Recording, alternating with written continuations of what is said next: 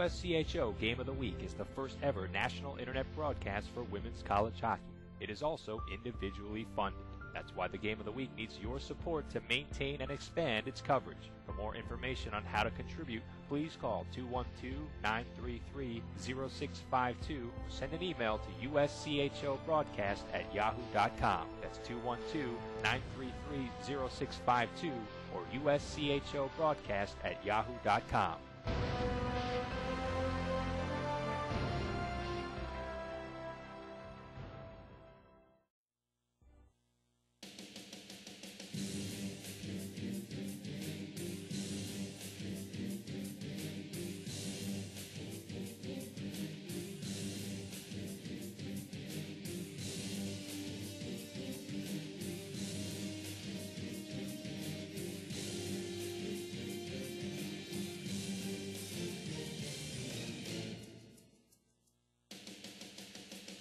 The scene is Don Roberts Ice Rink, St.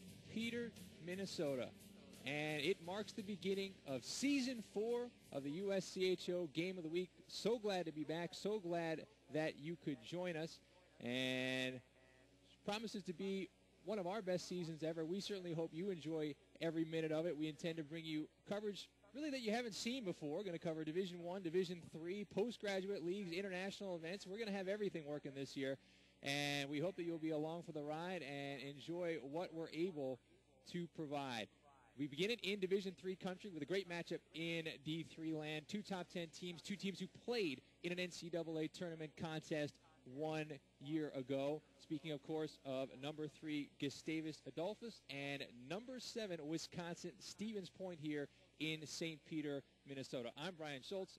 Longtime friend. Finally got her back. It's been over a year. Way too long since she's last been in the headset. But former Miss Hockey in the state of Minnesota, former all-time great in the Minnesota Gopher history, and I guess UNH Wildcat history. She's won 2 national championships, one out east, one out west. Recently was back in Minneapolis celebrating the 10th anniversary of the founding of the Gopher program. Member of the U.S. national team, member of the Minnesota Whitecaps, who we'll be covering later on this season. Speaking, of course, of Winnie Brote, your resume is getting too long, but great to see you again. Thanks. It's great to be back, and yeah, I can't believe it's been that long since I've been on. So I'm excited. I'm excited for a whole new year of hockey too. Well, let's start with the matchup at hand, and as we mentioned, it promises to be a lot of fun. These two teams, they don't belong in the same league, but it almost feels like they are in the same league because they play so many times. Played 3 times a year ago, splitting regular season decisions before Stevens Point ended Gustavus' season right here in the NCAA quarterfinals. Talk a little bit about what that's like when you have a rival that you always see, maybe not in your same league, but you always seem to just run into them at the end of the season. Yep, that's kind of like I can kind of bring back a moment between the University of Minnesota and Harvard. It's kind of the same thing. You know, you kind of have that rivalry, and you just get pumped up to play them. And what a way to start these two people's seasons, at least Gustavus. You know, they're starting home opener, seeing what their team is like for this year. And it's just this point of the season, right at the beginning, first game, is probably one of the most exciting moments in any, hockey career that you have because you just want to see what your team is going to be like that season. Both teams also have questions in the sense that they are trying to replace great players on each side. Let's start with the home team, Gustavus Adolphus. And it's great that you're here because they're trying to replace a player that's very similar to the way you like to play, a very offensive-minded defenseman, one of the all-time greats in Division III. Speaking, of course, of Andrea Peterson, her 180-plus career points is now standing on the bench as an assistant coach for Mike Carroll as opposed to going over the boards for, 30 minutes a night. So talk about what it's like trying to replace a player like that in the lineup. Yeah, trying to replace it. I guess you don't try to replace it. You just kind of try to take what you have as a team for that coming season and just kind of try to take your attributes and make them the best you can. And if that means, your offense is going to have to produce a lot more points now, then that's what the offense is going to have to do for that team this year. Flip side for Wisconsin Stevens Point, always difficult to replace a goaltender. Even more difficult when that goaltender is Amy Stats.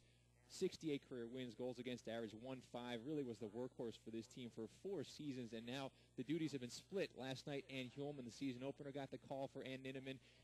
Today, we see Deandra Phillips, the other sophomore. Talk about trying to replace a great goaltender. Goalies, well, as we all know as players, that's the most important player on the team.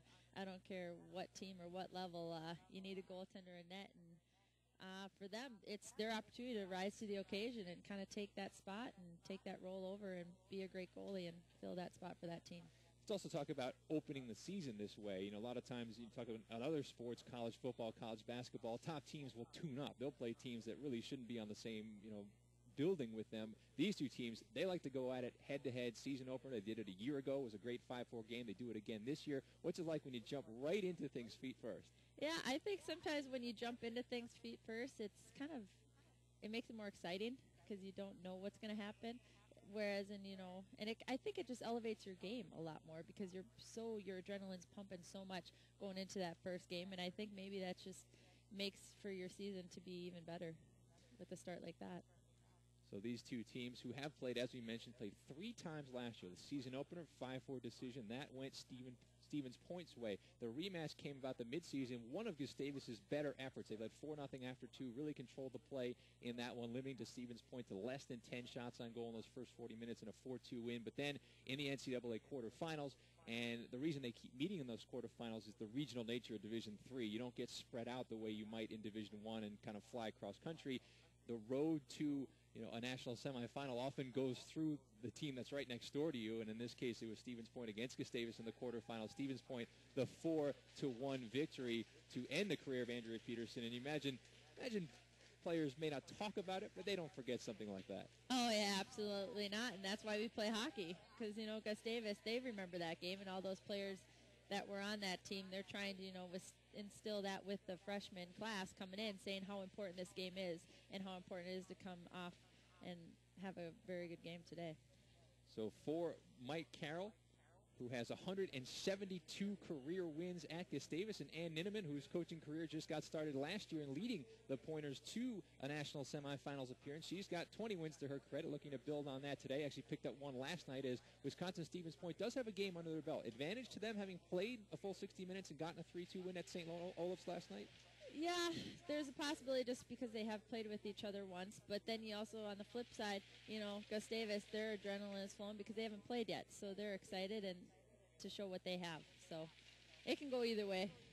Starting lineups being introduced for the visiting Pointers. It will be Deandra Phillips, a sophomore goaltender, getting a start in nets in front of her. She will have one of her captains, Jamie Lewandowski, who will be calling the game.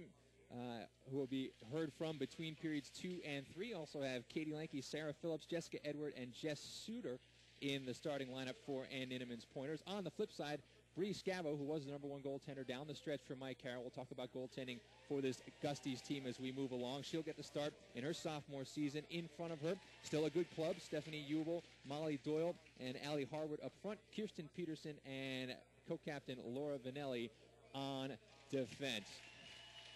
Both teams being introduced. Still a couple minutes away from face-off. We'll step aside for one more commercial break and then bring things back to Drop the Puck in our 4th season of action. Hard to believe that we're already over 100 games in, but we're going to start Season 4 video and audio style in just a few moments. We'll be back on the USCHO Game of the Week.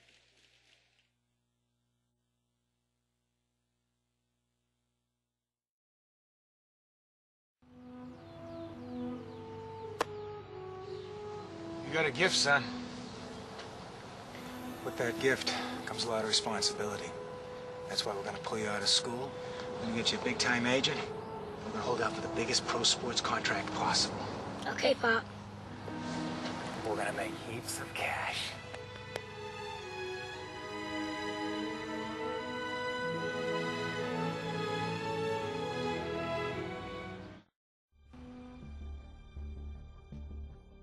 Bothrow from the sharp angle, fires, and she scores!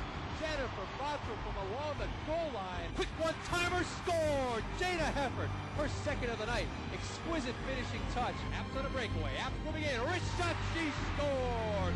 Jillian Apps, the breakaway speed and finishing ability.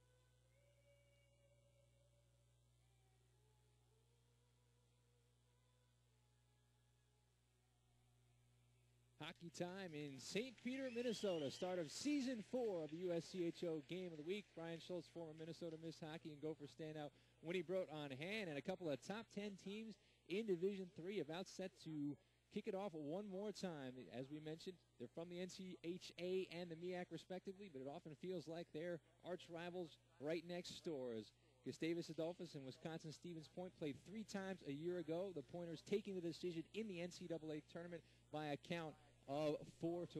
Pointers got off to the 1-0 start last night, 3-2 win against St. Olaf's. For Gustavus, this is game number 1 and a chance to avenge their season-ending defeat a year ago.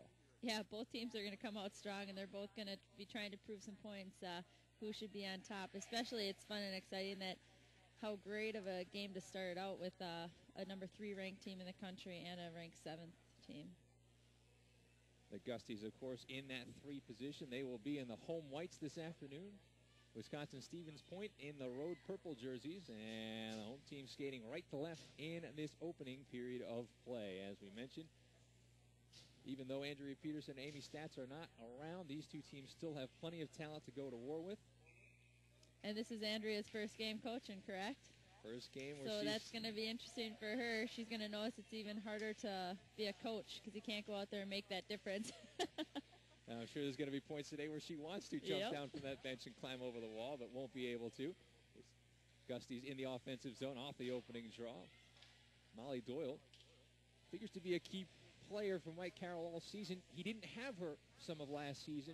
Was still this team's leading goal scorer with 18 tallies, but only played in 19 games in her junior season. Talking to Coach this week, felt like she has come back on a mission as a senior. Flipped on ahead by the Gusties, tracking it in space. Coming back to get it, Lauren Kellen for the road team. Circles behind the net of Deandra Phillips, 5-foot sophomore from Swartz Creek, Michigan. She's opposite Bree Scavo, 5'7" sophomore out of Blaine, Minnesota. Behind the net, Gusties trying to bank one in front. Hooking at it far side. Going to have our first penalty. It's going to go to Stevens Point when they touch up. Scavo off to the bench. Extra skater is on. That's Lynn Hillen, BU transfer, heading to the front of the net. But there's the touch, and we'll get the whistle. Just 1:12 in. First penalty of the game. First power play for Gustavus. Yeah, and Gustavus, they're off to a quick start here. They've been dominating this play in Stevens Point's end. Stevens Point, it looks like they're going to just have to settle it down and kind of get some composure and try to break this puck out of their zone, get something going on in the offensive zone.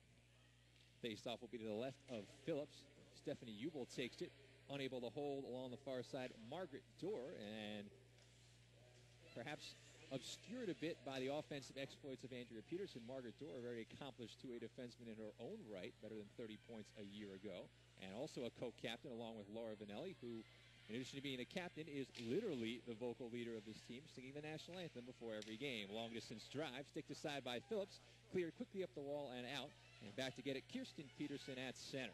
Rink wide to Margaret Dorr, steps over the line. Gustavus changing behind their captain, so she deposits the puck to the corner and waits for help. Down low, they scrap for it with a 1:20 to go on the penalty, which went to Lauren Kellen. Gusty still in control. The centering pass denied for the moment. Operating behind the net, near side it comes. Hillen takes over there. It's a little bit of a pick from a player headed off. Hillen outside the near ring. Looking to find some options down low. Bouncing puck settled down. And now the Gusties are set up. Turning wrist shot, flutters wide. Off the stick of Melissa Mackley, last year's leading freshman scorer for this Gusty team with 27 points.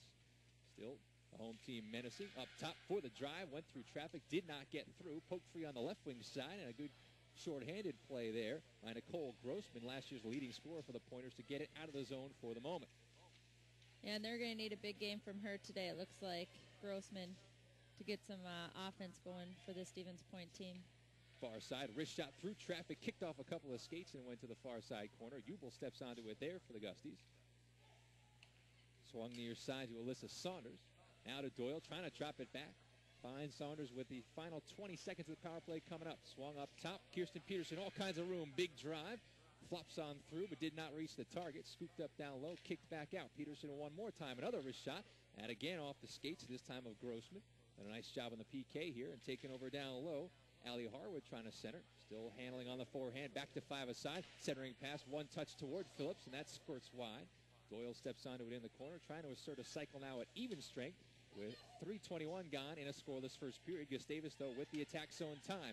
Dora with the shot fake, now near side. Doyle trying to backhand in front. Phillips got a piece, and it's hacked out to center ice as the Pointers look to regroup. Dora, nifty move to get over the blue line, hands far side. Laura Hillman picks up in the corner, rubbed out along the wall, centering pass. Did not reach the intended receiver, taken back by Sarah Phillips for the Pointers, and Stevens Pointers away through center, dumping it down, looking for a change. And it looks like on that power play, Gustavus, they did a great job of keeping possession of the puck, but they need to get that puck to the net, and they just, the Pointers were just kind of collapsing in their zone and weren't allowing any of those shots to get on net. Shot by Phillips, ticked off a Gustavus body and whistled wide. Wound up the near side wall, pushed to the neutral zone.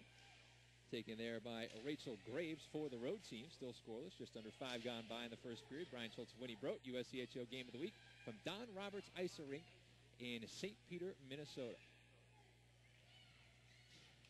Poked on ahead. Handling now Jenna Johnson, sophomore forward for Mike Carroll. Gets together with a Pointer player at center ice and lost her stick in the process. Wisconsin Stevens Point trying to blast it up and leak a player forward.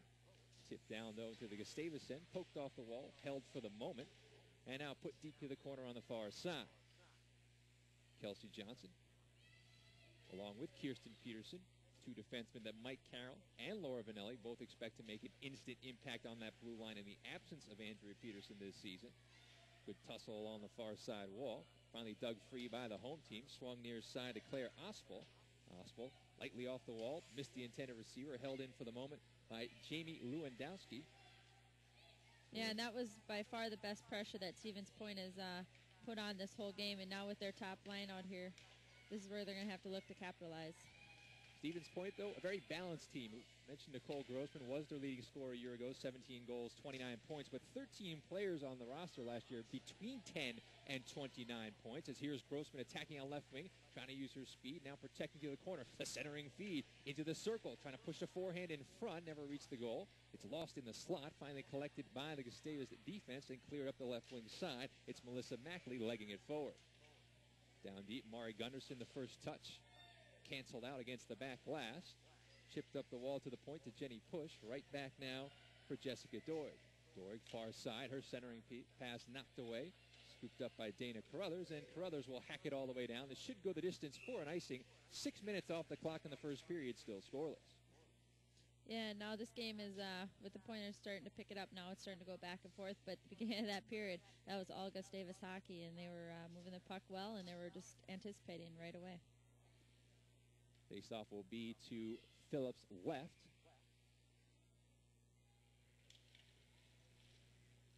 Stalemate in the circle. Finally collected by Lewandowski. Wraps it around near side. Chipped off the boards. Poked on into neutral ice. First touch there by Stephanie Ubel. And another puck out of play. A couple of pleasantries exchanged just outside the bench of Mike Carroll.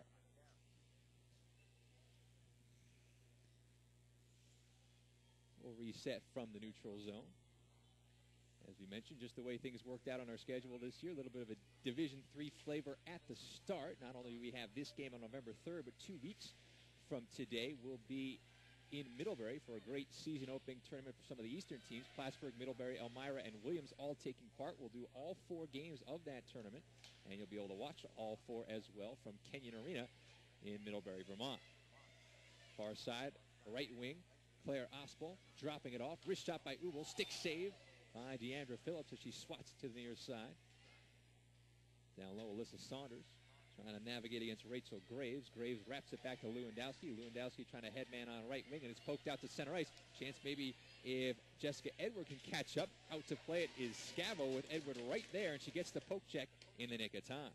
That was a great save, but that was a great effort by Edwards. She was about a half a step behind that. Otherwise, that would have been a great scoring opportunity. Thrown in from center ice by Lauren Kellen.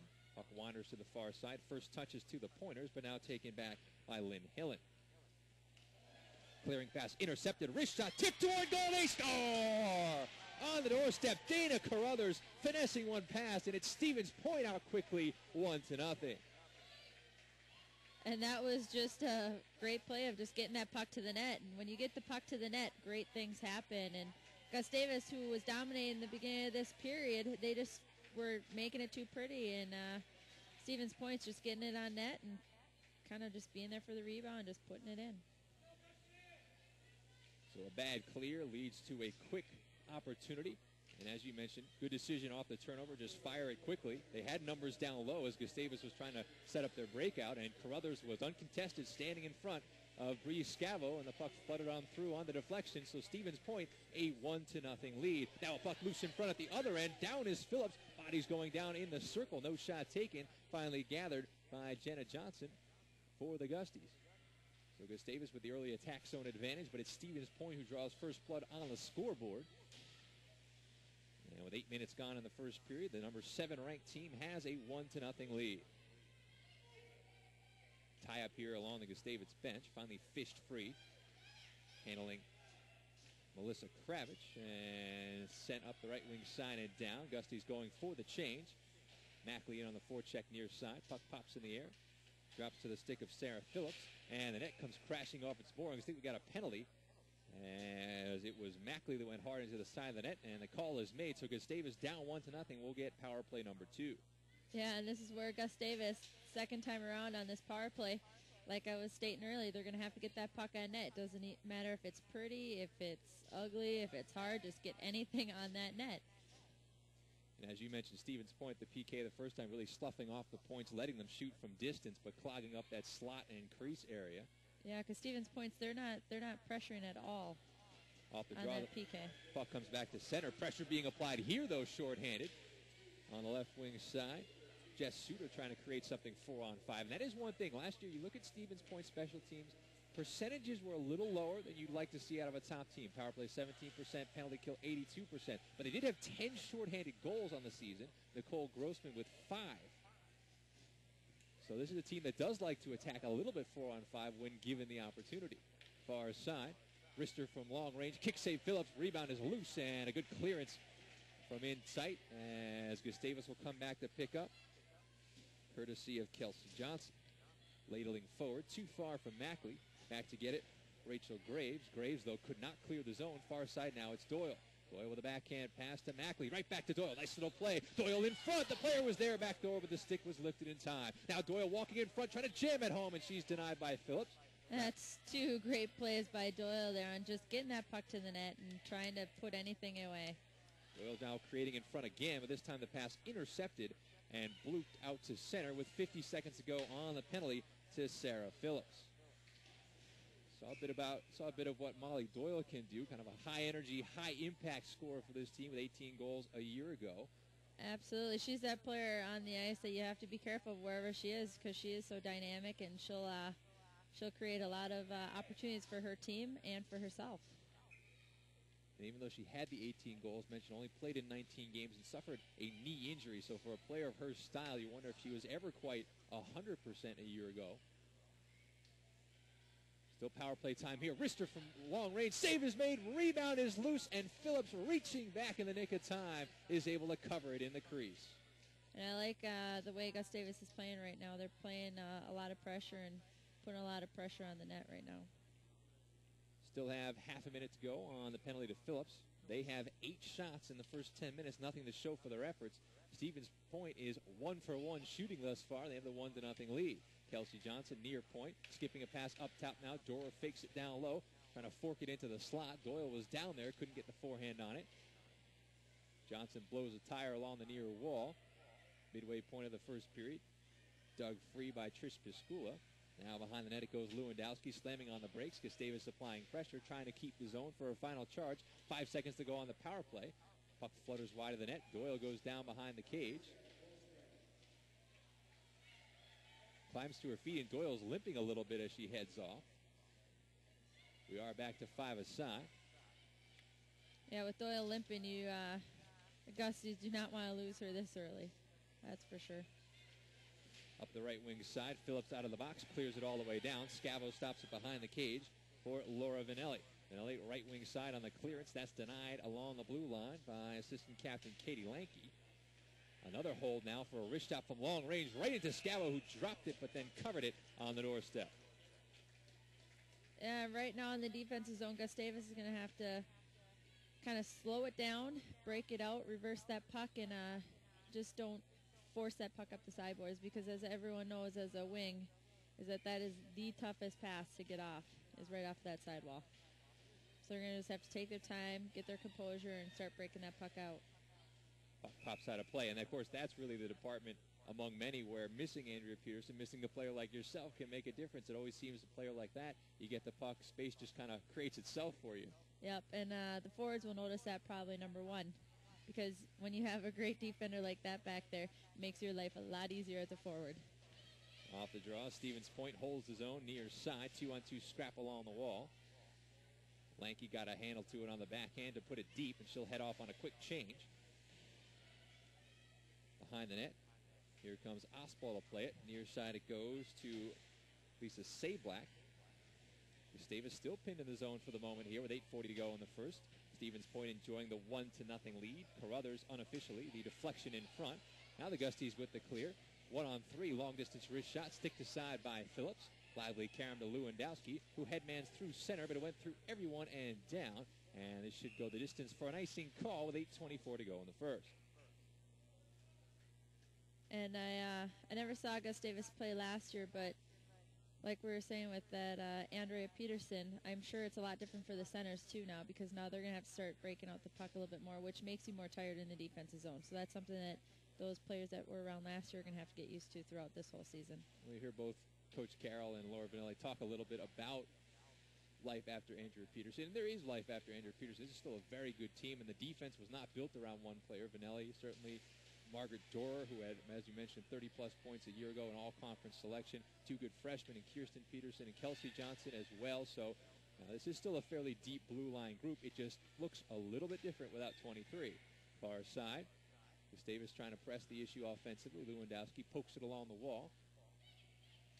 Taken by Jenna Daggett for the road team, and Stevens Point escapes their zone. Icing waved off, so Scava will play it aside now to Vanelli. Vanelli on the bank trying to headman for Melissa Kravich. That's out of her reach. Taken back. Poked on ahead to center ice. Bouncing puck.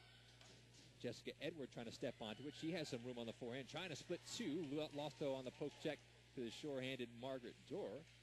Gustavus now another errant clearing attempt. This one floated in on Scava, who paddles it aside, and it's taken back by Vanelli. Vanelli, a player who Mike Carroll described as the heart and soul of his team. And she is sort of a second or third cousin of the Mike Vanelli, who played for and captained the Minnesota men's team last year, I believe. As it's dumped down from center ice, looks like would have been an offsides call, but they wave it off. Cleared back out by Stevens Point. Bouncing puck at center, scooped up and headmanning. There was a player available. Grossman had cheated up to the blue line, but they put the pass behind her. So she'll have to get to it in the corner with 6:50 to go in the first. Grossman was just waiting for that pass to just kind of peep through there. Right onto her stick, and she would have been on a lone break. Stevens Point looking more fluid as the period has gone on, and they have the 1-0 lead. But here's Gustavus to the attack. Allie Harwood with a wrist shot did not go through. Loose puck gathered by Dana Carruthers. Carruthers on the swing. Near side now, Michelle Sosnowski, and Sosnowski from center diagonals in. And Allie Harwood, just being a freshman, Gustavus is going to look for her to be a goal scorer, because she was a huge goal scorer in the state tournament for Mayo in her high school career. Far side a drive. Scavo's glove got a piece as that came hot off the stick of Jenna Daggett. Gusties get the clear, and at center ice, Kellen is chasing after it, monitored by Molly Doyle. Banged back in, handled for the home team by Jenny Push. Stevens Point gets their forecheck set up, but can't quite hold the zone. And so at center ice, it will be Jess Suter lobbing it in on the left wing side with under 6 to go in the period. Suter working hard, trying to barrel to the front. Had her legs cut out before she could get a shot away, and Gustavus gets the clear. Now all of a sudden the rink is tilted the other direction as Stevens Point is controlling play here. Still only have the 2 shots on goal, but do a nice job of pressuring the home team as Doyle looks to move forward on a right wing. That pass denied by Grossman. Grossman denies a second clearing attempt, but the third effort is good enough to get it to the red line. Yeah, and right now it looks like the neutral zone is wide open for both teams. Both teams' defense is playing way too big of gaps here. They got to pressure and they got to stay closer to that offense, because right now the neutral zone is anyone's. And once the forwards realize that, they're going to take a huge advantage of those defenders. Bounding puck outside the bench for Gustavus. 2-on-2 scrap becomes 3-on-2, very close to too many men, and a mini 2-on-1 develops. Bad pass in front, but a back pass for the backhand shot. Save is made. Puck is loose. They score! Wisconsin, Stevens Point, a mini 2-on-1, and Trish Piscula knocks it home. It's 2-0 Pointers, under 5 to play in the first. Yeah, like I said, those forwards for Stevens Point, they're tenacious. They go right to that net, and they bang away at everything that's in their sight, and that's why they have 2 goals up on the scoreboard right now. The initial pass from Piscula, not a great pass, went behind the receiver into the skate, but that almost wound up being a good thing because the return pass became even better, and that touched off a couple of shots in front. Scavo got the first, but could not control the rebound, and Piscula knocked it home. And that was just a great effort by Stevens Point, keeping that puck in the scoring zone also. It wasn't the prettiest first initial pass, but they kept it right there. Now Laura Hillman, nice moves, weaving for a wrist shot. Save is made, rebound is loose, and Phillips has the cover one more time along the end line.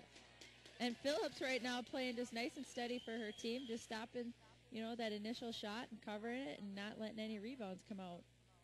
So the story of the first period, 11-4, Gustavus has a shots on goal advantage, but Stevens Point has been opportunistic. One turnover in the zone that quickly led to a deflected goal, and right there, kind of a seemingly innocent 2-on-2 by the Gusties bench, all of a sudden becomes a 2-on-1 for the Pointers, and they have a 2-0 lead, and Deandra Phillips, all 5 feet of her, is somehow finding a way to fill that net. We were talking about it before the game. Very difficult to play goal at just 5 feet tall, but she's doing a fine job, 11 for 11 in this first period. Yeah, she's kept her team into this, and now her team is 2 goals ahead.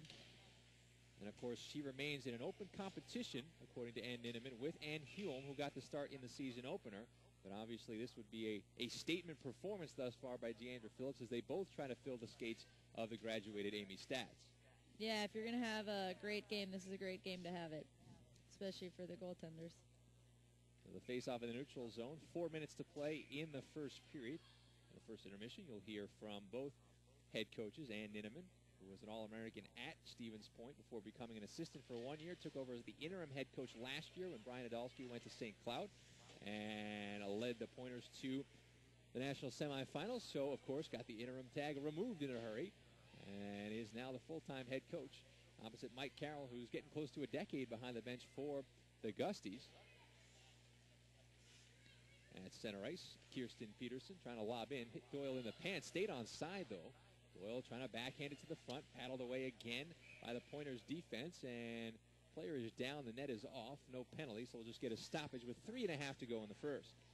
And yeah, right now the Pointers, they started off slow in this period and they've turned it around, and I think it's just by, taking the game back into their own hands and making the game simple, getting it to the red line, they're just dumping in because they had no flow at the beginning of the game, and that's how they've gotten to be in this game right now.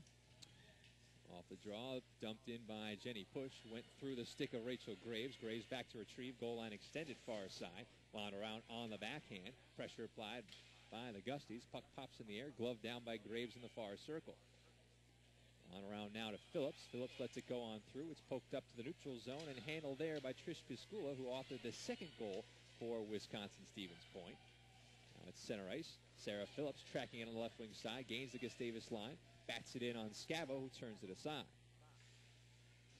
Wound up left wing side, poked on ahead. Through center comes Alyssa Saunders. Saunders, though, at the end of a shift, will put it deep and head off on a change. Then around left wing side, bounding puck off the wall, knocked down into the circle, grabbed and flung back up, and poked up and out by the Pointers. And throughout this whole game so far, Gustavus has just been doing a great job of moving the puck, making that play. It just, the Pointers right now, I think the Gustavus defense is just giving them too much room in the neutral zone, and they're just able to get it over the red line and dump it in. Kirsten Peterson whistles a shot wide. Loose puck far side, contested in the circle. Gustavus able to get a touch, and the chase is on in the near corner, gathered by Tracy Butler. Butler 8 goals, 9 assists last year in her freshman season, and 2 assists yesterday in the season opening win against St. Olaf's, and we'll get a stoppage here, just over 2 to go in the first period. All Gustavus needs here is just one opportunity and one goal, and they're still in this game. They're playing a great game. They're just moving the puck, and they just haven't had any breaks come their way yet. Lobbed in from center ice. Stevens Point trying to bat it out, and they will. Gustavus back to the counterattack. Mari Gunderson, right wing side. Thrown in front, got a penalty from long range behind the play as Scavo quickly heads off, and will get the stoppage here. So Gustavus on the hooking call will get their third power play of the afternoon. That was a great play by Mari Gunderson. That was a great quickness on her part, entering the zone and going right to the net, and almost got that goal that Gustavus needs right now with about a minute and 39 seconds left. Well, big stretch in the first period. Stevens Point has been outshot 11-4. They have a 2-0 lead. They would like to get to the dressing room with that intact. Gustavus, though, third power play opportunity. They're going to be able to finish the period if they need to, 5-on-4. Great effort there by Gustavus, having two people on the puck, and they come up with the puck. Doyle kicks it out top to push, swung near side to Peterson, had a little trouble settling it down, and there's a nice pressure being applied by Jess Suter shorthanded to force the puck out to center. Yeah, and Suter all game long on these 3 penalty kills has been doing a great job of forcing that and forcing the D. Good transition. Doyle, though, missed the centering pass. It's saucered in front. Near side gathered by Peterson, swung down low to Stephanie Jubel. Now back, trying to give and go with Jubel. That did not connect. Up top, pushed with a wrist shot. That went to the back wall. Doyle turns it in front. It went off a skate. That was Jubel who had camped out but couldn't get it on mark. And Stevens Point gets the clear in the final minute of play in the first period. Right wing side. Here comes Push tracking down low. Looking for options. Sweeps out the near side. Nice angle pass up top to Lynn Hillen. Hillen now. Kelsey Johnson with a drive. That didn't go through. Johnson bats it back toward goal, and that flutters wide. 35 ticks on the clock. Stevens Point looking to clear left wing side, and now they'll go to the air to do so as Graves sends it all the way down. Scavo plays it up into center ice to no one in particular.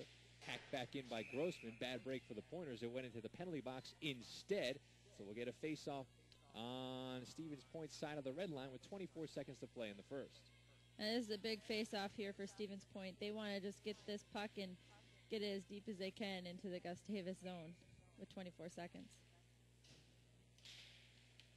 Off the draw, Gustavus controls as the puck floats all the way back down by Bree Scavo.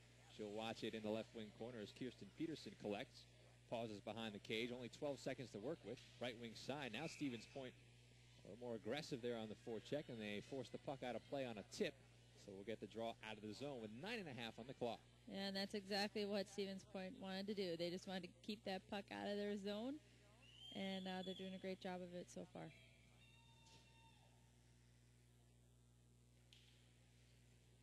Is dropped, gathered by Kirsten Peterson. Nice flip through. 5 seconds to go. Can she get a shot off? Hands off now to Hillman. Her shot is blocked to the corner. And that's how the first period will end. Dana Carruthers and Trish Piscula with opportunistic goals for Stevens Point. Gustavus with the shots advantage 11-4. But after one, it's Stevens Point 2 and the Gusties nothing.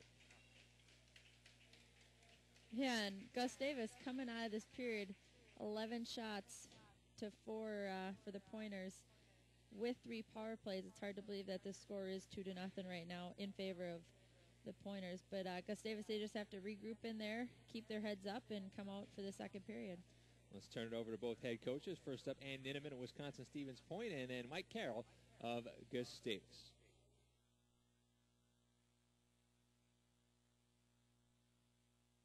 My guest is Wisconsin Stevens Point head coach Ann Ninneman, now minus the interim label in her second season behind the bench for the Pointers, coming off an NCAA semifinals appearance a year ago. And, Coach, you've had this team on the ice for a couple of weeks, and as I was talking to your captain, not a ton of turnover in terms of personnel. So, tell me a little bit about kind of the starting point for this team and what kind of team you think this can be this year. I think we have a great team, great group of kids. And like you said, not much turnover. We did lose a lot of our defensive ability in our starting goalie, Amy Stats, and our top defender, Chris Hansen. So that's a big focus for us this year is D-zone. We did get quite a few new kids in who are going to help us out. But we have a solid team, and they're all excited. We have actually both Amy and Chris back helping our team out this year. So they're familiar faces and know a lot about the game, have a lot of experience that are going to help us out this season. Let's talk a little bit about trying to replace Amy's stats. Certainly not an easy task. 68 career wins, goals against, down around 1.5. 101 career appearances. Certainly was a workhorse during her time there. Is it pretty much an open competition at this point, or do you feel like one of your returning goaltenders is kind of stepping up to seize that number one position already? It's a competition between what we have right now, and I think that's a great thing. We're looking at two big kids who are going to battle it out for the number one position, and I think that's a great spot to be in, is having two kids battle it out. Who's ever the top that week is going to start. Mentioned this is still not really that old a team. A lot of the players that are back were in that kind of freshman and sophomore class. So tell me a little bit about the leadership structure. Just had a chance to talk to one of your captains, Jamie Lewandowski. But talk about some of the older players that are here and how they're trying to kind of keep everyone on the same page. We have a great core group of leaders. Everybody brings something different for us this year. We don't have one dominant leader, which is kind of exciting because, one does more of the on-ice stuff, one leads more off-ice, and then you have the great lead by example from a lot of kids. So it's just it's a combination of leadership roles from our 4 seniors and a couple of our juniors who are doing a great job getting everybody on page, buying into our system. I want to talk a little bit about style of play for a bit. One of the things that jumped out at me looking at your team last year was the balance. If you look at your offensive production, 13 players between 10 and 29 points. No one huge scorer that's out there, but a lot of players who contributed. When this team is on, what kind of style of game should we be seeing? Bread and butter is hard work. That's what we strive for. And like you said, there's a lot of kids out there who can put points away, put some goals up, which is very exciting because there's not one kid on our team who's going to do it all for us. So if somebody tries to take one kid out, we have, 20 others who are going to help us out. Looking at the players who you did bring back, maybe a player that you brought in via recruiting, who are some of the names maybe people aren't familiar with yet who seem poised, at least on early returns in the preseason, to have that kind of breakthrough season? Let's see. Well, we have Nicole Grossman, who's coming back, who's a great player for us. Michelle Sosnowski, who is going to be returning and hopefully contribute a little bit more this year. Our seniors, Katie Lanke and Jess Suter up front, hopefully produce more. We also have 2 new forwards coming in, Dana Carruthers and Jessica Edwards, who I expect to contribute this year, coming in as freshmen. Let's talk a little bit about kind of the team situation. Obviously, you were there as an assistant. You were there as a player. This has been your program for a long time. Now that you have sort of the full-time job, if you will, just sort of curious, changes that you're trying to make, marks that you're trying to make on this program now that it is truly yours and you're at the controls. Yeah, actually, it's been a great adjustment going from player, assistant coach to head coach. But when I was playing, we did a lot of the same stuff as what I'm teaching and coaching right now because we have been successful since I've been here, and there's absolutely no reason to change things that are working for us. So it's a lot of teaching similar systems, similar styles, and hard work, but also making a few adjustments here and there, which I have learned throughout the years. Certainly one of the excellent matchups among many that we get to see this season is the one that you have with Gustavus this weekend. Mentioned with Jamie that you two played each other at the start of the season last year, a game you won 5-4, and at the end of the season last year, at least for them, you guys winning that game in the quarterfinals 4-1. Keys to the matchup with the Gussies. I know they don't have Andrea Peterson anymore, but that was more than a one-person team. What do you expect to see from them this weekend? They are a great team. They're very well coached, and they have a lot of skill. It's like I've been talking about. It's hard work. We got to come in there with the right mindset. We got to battle. We got to win every race to the puck, and I think that's what we did at the last game. We played them last year, but that's kind of a game. It's not tough to get motivated for. All the girls are looking forward to it. It's exciting, and you just got to battle it out to the end because we do play each other at big times, and the beginning of the season is a great test to see, if you're on the right track.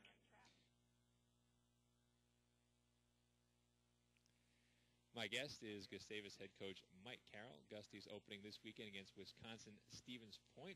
Started the 2007-2008 season, and coach, as I always like to do, you've had a chance to look at your team. Obviously, it is a little bit different. We'll talk about personnel in a bit, but just give me a feel for kind of the identity and what kind of team is emerging before your eyes this year.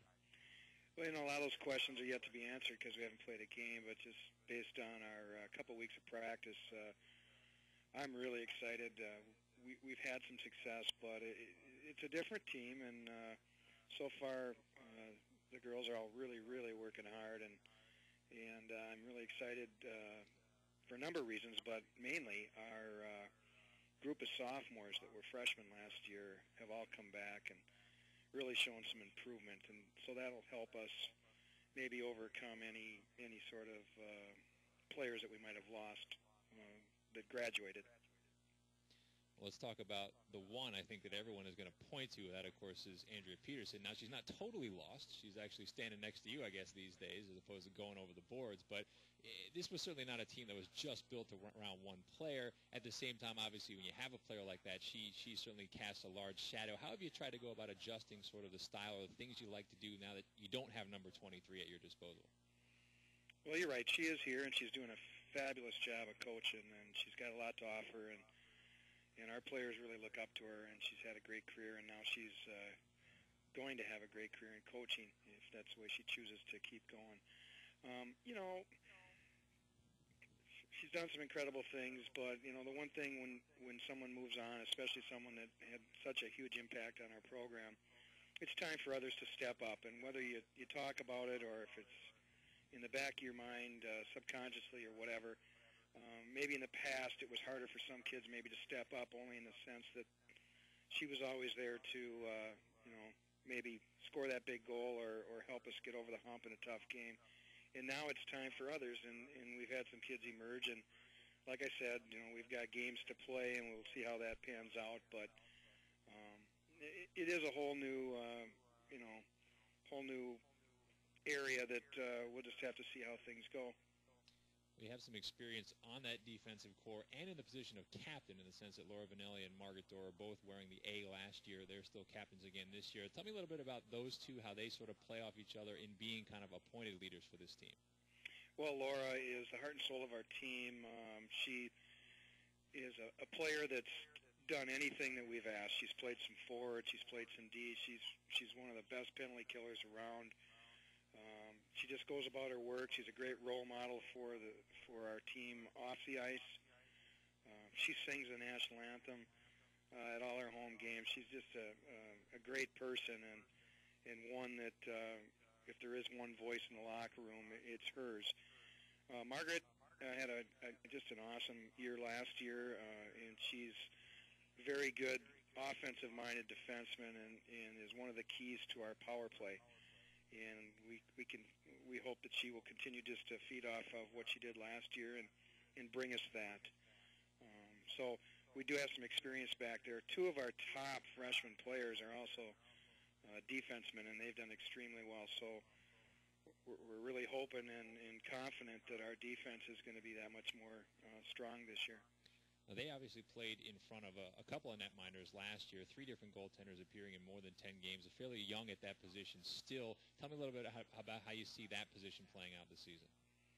Well, we have two girls, Brienne Scavo and Nikki LaFerriere, and both are sophomores. Bree had a real good finish to her first year last year, and it was a tough situation. We had 4 goalies on our roster last year, and as coaches, we were hoping that day in and day out, having that competition amongst the 4 would bring the best out of all of them. It didn't quite work out that way with every one of them, but Bree was the one that, probably got off to a little bit of a slow start her freshman year, just getting used to college hockey. But right around Christmas time, the light bulb went off, and her work ethic and her improvement, especially in her skating skills, gave her some confidence, and she was in the nets for some of our bigger games towards the end. And she's looked really good in practice, and we're excited about what she can bring to our team. Well, you certainly don't like to ease your team into the schedule year in, year out. You schedule tough at the beginning. This year, no different. Return trip being paid by Wisconsin Stevens Point to your building. You saw them 3 times last year, including the NCAA tournament. Tell me a little bit about expectations for Game 1 against a pretty long-time rival here. Well, we're just looking to come out and play with some energy and play hard for all 3 periods. They're a great program, and they've been always playing at the end of the season. Made the Final Four last year, and our last game last year was against them. So The disappointment we had losing the game last year, I think, especially for the returners and the coaching staff, is one positive of getting them straight out of the gate this year. But they're a veteran team, and they would have played the night before, so it's going to be a good challenge for us, and we're just glad we're opening up at home.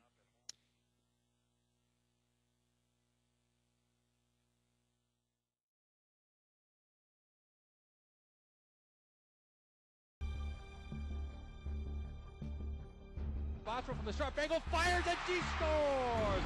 Jennifer Bottrell from along the goal line. Quick one-timer, scored! Jada Hefford, her second of the night. Exquisite finishing touch. Apps on a breakaway. Apps moving in. Wrist shot, she scores!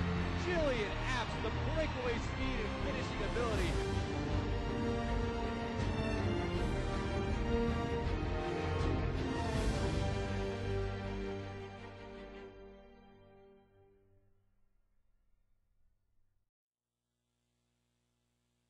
Welcome back to Don Roberts Ice Rink at Gustavus, St. Peter, Minnesota. 2-0 Stevens Point between periods 1 and 2. Brian Schultz, Winnie Brodt on hand. Official scorings are now in hand. First goal apparently was not tipped by Dana Carruthers. Looked like she did get a piece in front, but they gave the credit to Lauren Kellen, who took the initial shot.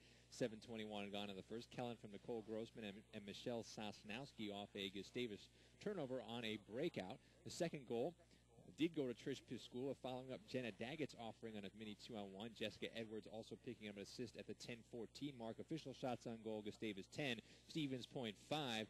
Gustavus also 0 for 3 on the power play. So, winning that first period for Gustavus really a story of missed opportunity at one end and maybe helping create some opportunity for Stevens Point in their own end. Yeah, and I think with that period, like we were saying, that whole period, Gustavus was kind of dominant, and basically Stevens Point came and capitalized on two of Gustavus's mistakes, one in the neutral zone and then one breaking out. As you mentioned, we're going to get a chance to do a lot of different types of leagues this year, and I think Winnie finally is going to get some payback from me for all the games that she's helped me do over the last 3 years plus. December 1st, Saturday, December 1st, I will actually cover her team for the first time, Minnesota Whitecaps against Calgary Oval Extreme. Going to be a lot of current and former national team players and top college players on both the U.S. and Canadian side. That should be a lot of fun. Tell us a little bit about how the Whitecaps are doing. And just like this rivalry here between Gustavus and Stevens Point, it's the same thing with our league, but we are in the same league. And it's the Whitecaps, Minnesota Whitecaps versus Calgary Oval Extreme. And we've had some pretty feisty games the last couple years that we've played them. And I think we've only beat them once. But they are a strong roster of a bunch of Canadian Olympic players that are currently still playing. And we've refueled our team to combat that with Jenny Potter, Natalie Darwitz, Carolyn Willette from Team Canada, Julie Chu from the U.S. team. Angela Ruggiero. Oh, yeah, as and well. Angela. How can I forget Angela? And then Angela you're still Ruggiero, playing, and my Sherry little Vogt, sister Chelsea, Sherry Vogt. Megan Van Boosecombe. That's all on the Whitecaps roster and more. And then, of course, on the other side, you've got the Haley Wickenheisers, Rebecca Russell, Carla McLeod is still up there. I think Kelly Bayshard might play for them still. So Kingsbury. Gina Kingsbury's up there. A tremendous team that they've had in Calgary for a number of years. So they'll all be on the same sheet of ice playing and each other. And my favorite, Historics. Colleen's Historics. That is one tough defenseman. It's a battle between the fives on the ice when both of us are out there. But it's fun. It's fun competition, and that's what it's all about. It's about having these rivalries. And, these kids playing today, they'll look back and remember these games because they are so fun to play, and that's why you play. Well, your league and the new CWHL playing an increasingly important role. I think if you pick up a roster for this week's Four Nations Cup, you'll see a lot of players who are residing in one of those two leagues, and that's becoming a nice developing storyline is players out of college finding a place to keep their skills sharp and stay at that required national team level. Yep, and that's why we established the Minnesota Whitecaps right here, because Canada, who has had established teams for years, that's why they are so great and continue to be so great in hockey, is that they have outlets for kids that are coming out of college to be able to keep on playing and playing at a competitive level. So that's what's neat. So Whitecaps in their 4th year of existence, and December 1st you'll be able to watch the game and listen to it here on USCHO.com from Anoka Area Ice Rink, Calgary against Minnesota. Then we've got a second game on tap with the Whitecaps in February when they make the trip up to Edmonton. That'll be a lot of fun. First trip to Alberta for me. But there's a little rivalry there as well. They're usually sort of in that top three along with Calgary and Minnesota year in and year out. And playing for a lot this year. You guys are playing for an opportunity to go play in Canada's equivalent of a national championship, the ESO tournament, which takes place in March. They'll take the best in the West and the best in the East, and they'll figure out who is that, even though you're from Minnesota, who's sort of the best in the country plus one state. Right. And those Canadians, that's what they play for right there, to be on TSN and to, get kind of, that's their limelight of the year. And, in Canada, it's a well-respected sport, hockey, and that's what they do, and that's what they love, and it's basically, that's what people sit and talk about at the dinner table every night is hockey and more hockey. And for me, a lot of fun because a lot of those players who I covered as an undergraduate or at an international event or have come on this show, like Winnie, to call games with me, it's a chance to see them actually still play and be at the height of their powers still as pioneers of this game and still great players in the world. So you'll have her league making its debut on the program. You also have CWHL games starting in December. You've seen some of the promos today. December 8th will be up in Ontario to kick that off. And then on the backside, way off in April, we will make the global trip to the Far East for the 2007 World Championship. It's going to be played in China. That's going to be a lot of fun, and we'll be out there with Team USA, and obviously some of the best players in the world will square off for that. The first time the event's been held there, you were actually scheduled to go with Team USA the last time, and SARS intervened in 2003. Yes, that was a bummer. I had all my shots, and I am so needle-phobic. Got poked about 13 times, and then 2 weeks before the tournament, they're like, oh, we're not sending a team over there because of the SARS outbreak. I'm like, and that would have probably, what was the biggest bummer is that I probably won't have that many more shots to ever travel anywhere else unless I have to, like that opportunity. And and I really wanted to see the Great Wall, so if you're over there, you're going to have to check that out because that's what I really wanted to see. I have been once before. Now, I was there in 1995, which is basically might as well be a different country the way China has matured as sort of an industrial power, but I have been to the Great Wall. I know you are a fitness buff, a personal trainer. You would love the Great Wall. There is, when you get there, they tell you you can go right, which is the easy way, you can go left, which is the hard way. So given that I was take the tough way. Which, given that I was 16, I decided to, try to go left. That was a tough assignment, climbing those steps. And the only thing I remember is at each kind of station along the wall, the guys selling the water would kind of double the price at each stop, knowing that each person would be that much more thirsty. Smart salesman. But it is a lot of fun. Looking forward to that. That'll be in April. Sore. Oh, I was not prepared. Yeah. The next day. No, I was not prepared to. You didn't train for the Great Wall? No. And I was still playing high school sports at that time, so probably about as fit as I was going to be. But yeah, you better get on the Stairmaster.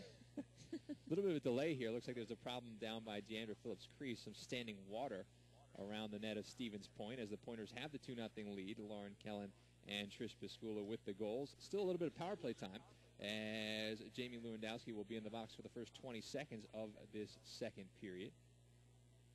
Chance for both teams to regroup. And Winnie, we were talking a lot about Gustavus' defense, and that has been a storyline. You have seen a couple of turnovers, some uneasy breakouts from Mike Carroll's team. Despite having some experience back there, it definitely seems like they're a little bit uncomfortable without maybe that number one option in Andrea Peterson.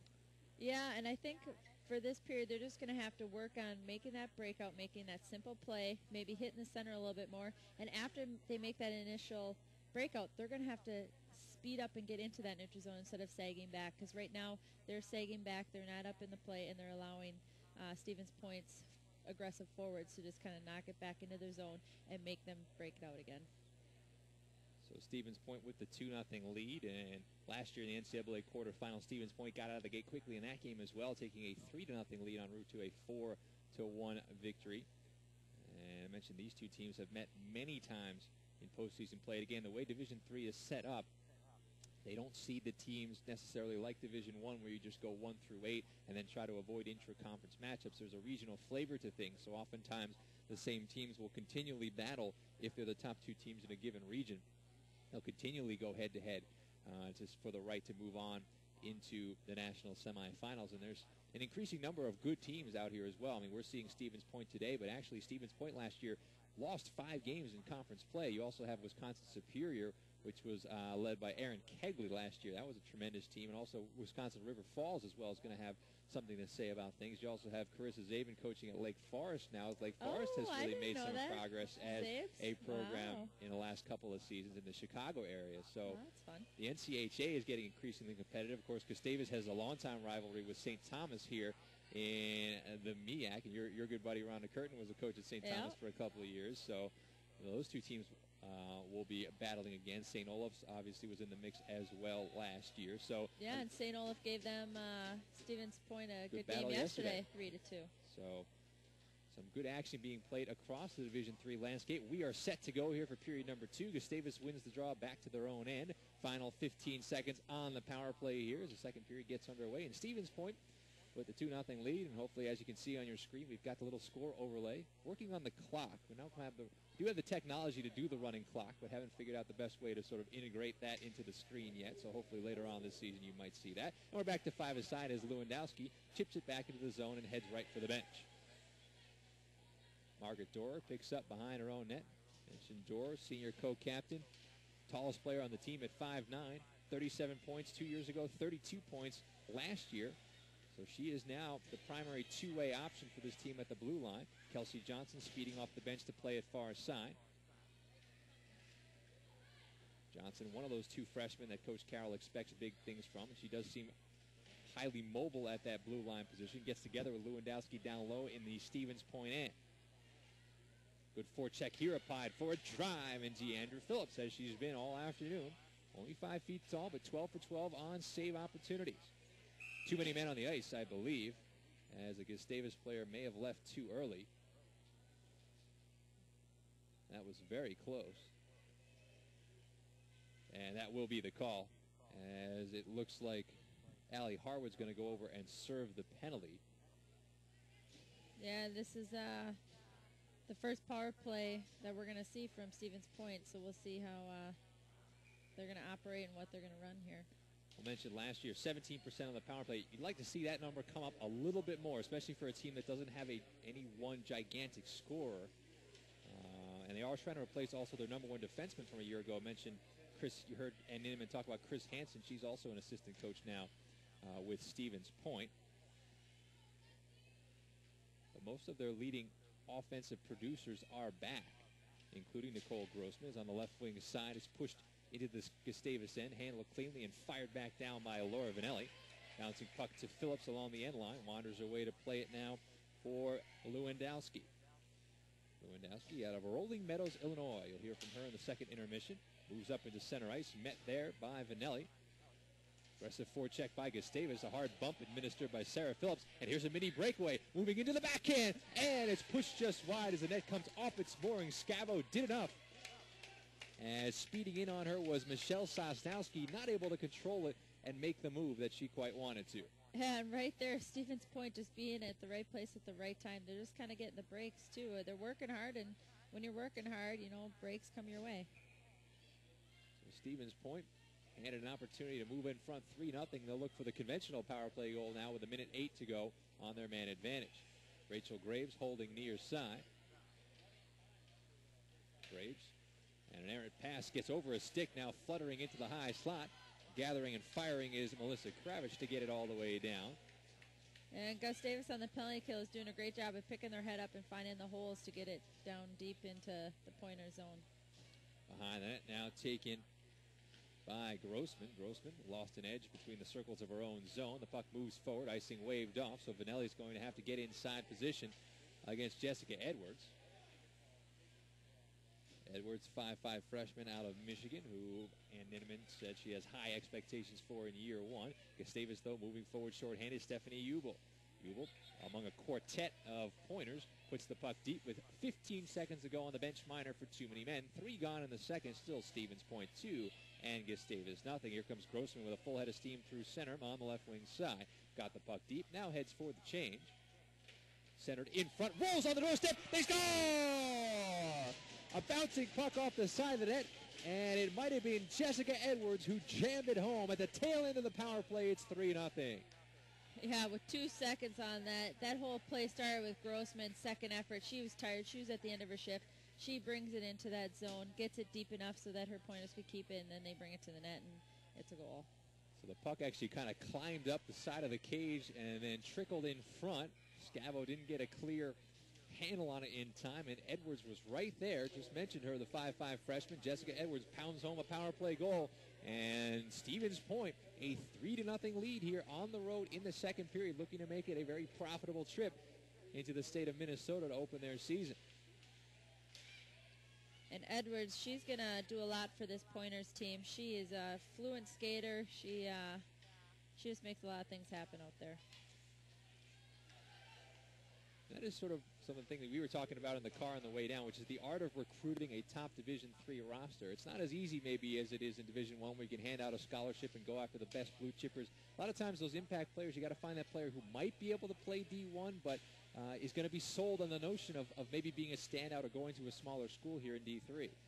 Absolutely, and they're going to be an impact player, and they're going to make a huge difference on teams. And that's what you need to try to recruit as a coach. Chance in front again, fighting hard. The Stevens Point has definitely picked up its skating here with a 3-0 advantage. Gustavus trying to counter, and right now they need a play from someone, whether it's a break, whether it's a great individual effort. Someone needs to step up and get this team's legs back, because since the first kind of 10 minutes of the game, Stevens Point has been getting better and better. They're cleanly out of the zone again. Vanelli breaks it up at center ice. Right wing side, over the line comes Mari Gunderson. Gunderson losing on the poke check. Gets support from Melissa Mackley. Right back Gunderson far side. Gunderson trying to throw to the front. That's knocked away. Picked up in the corner by Jessica Doig. Doig in the high slot, wheeling up top. Her wrist shot deflected down and wide by Gunderson. Hard to the corner goes Jenny Push. She wins it free. Nice work by Push, but the shot again is deflected. Stevens Point does a nice job of closing off those shooting lanes, as Benelli trying to put it to the corner, put it out of play instead. 5 minutes gone in the second. Yeah, Gustavus is looking for someone to give a little spark, and hopefully Doyle here can get a little spark under her team and kind of move forward. Well, Doyle is the player that you'd look to, certainly, a player who can create her own offense from the wing position after 18 goals a year ago. And here she comes over the line, spun around in the high slot, uses that great speed to get away, and puts the puck behind the net. And that's what makes Doyle such an impact player, is her first step. Her first step is so quick, and she catches a lot of people off guard. Doyle certainly fits that category of player we just talked about, a player who probably could have made a Division I roster and skated a shift, but is here in Gustavus and has enjoyed a banner career thus far now in her senior season. One of 3 products of Egan High School. Of course, as we know, probably best known for producing one Natalie Darwitz, whose father is actually the head coach there now. Yeah, she's a pretty good player, huh? Yeah, not bad. Darwitz, not bad. Not bad. Pretty good broadcaster, too. We got her on last year. She had a lot of fun doing the game against Wisconsin, between Wisconsin and Minnesota, so she's looking forward to coming back on the other side of 08 when we start doing our Gopher games. So, yeah, Darwitz, she could be one of the all-time greatest players ever to play women's hockey. Yeah, no question. Ever. No question. Natalie Darwitz, still the youngest member Past, of the U.S. national team. Current, future. Talking anyone. Joined the national, although it's in the category of signs you know that you're getting old, is that Natalie Darwitz is coming up on being a 10-year veteran of the U.S. national team. And one of the oldest players on the team. Correct. After being the youngest ever at age 15. Down deep by the net of Bree Scavo, Wisconsin Stevens Point, a 3-0 lead. Kellen and Piscula in the first period. Jessica Edwards, tail end of a power play here in the second. Gustavus still has a shots on goal advantage, 12-6, but it's feeling more and more like Stevens Point's game here in this middle frame. Gustavus trying to change that. A chance in front. Bodies go down. And Doig looking for the call, did not get it. Still low, it's Gunderson navigating in the high slot. Mari Gunderson cutting to the far side, looking for an option in front. Deandra Phillips waving the glove at as it went high. Up the near side wall, Margaret Dorer on the pinch. Good hold there.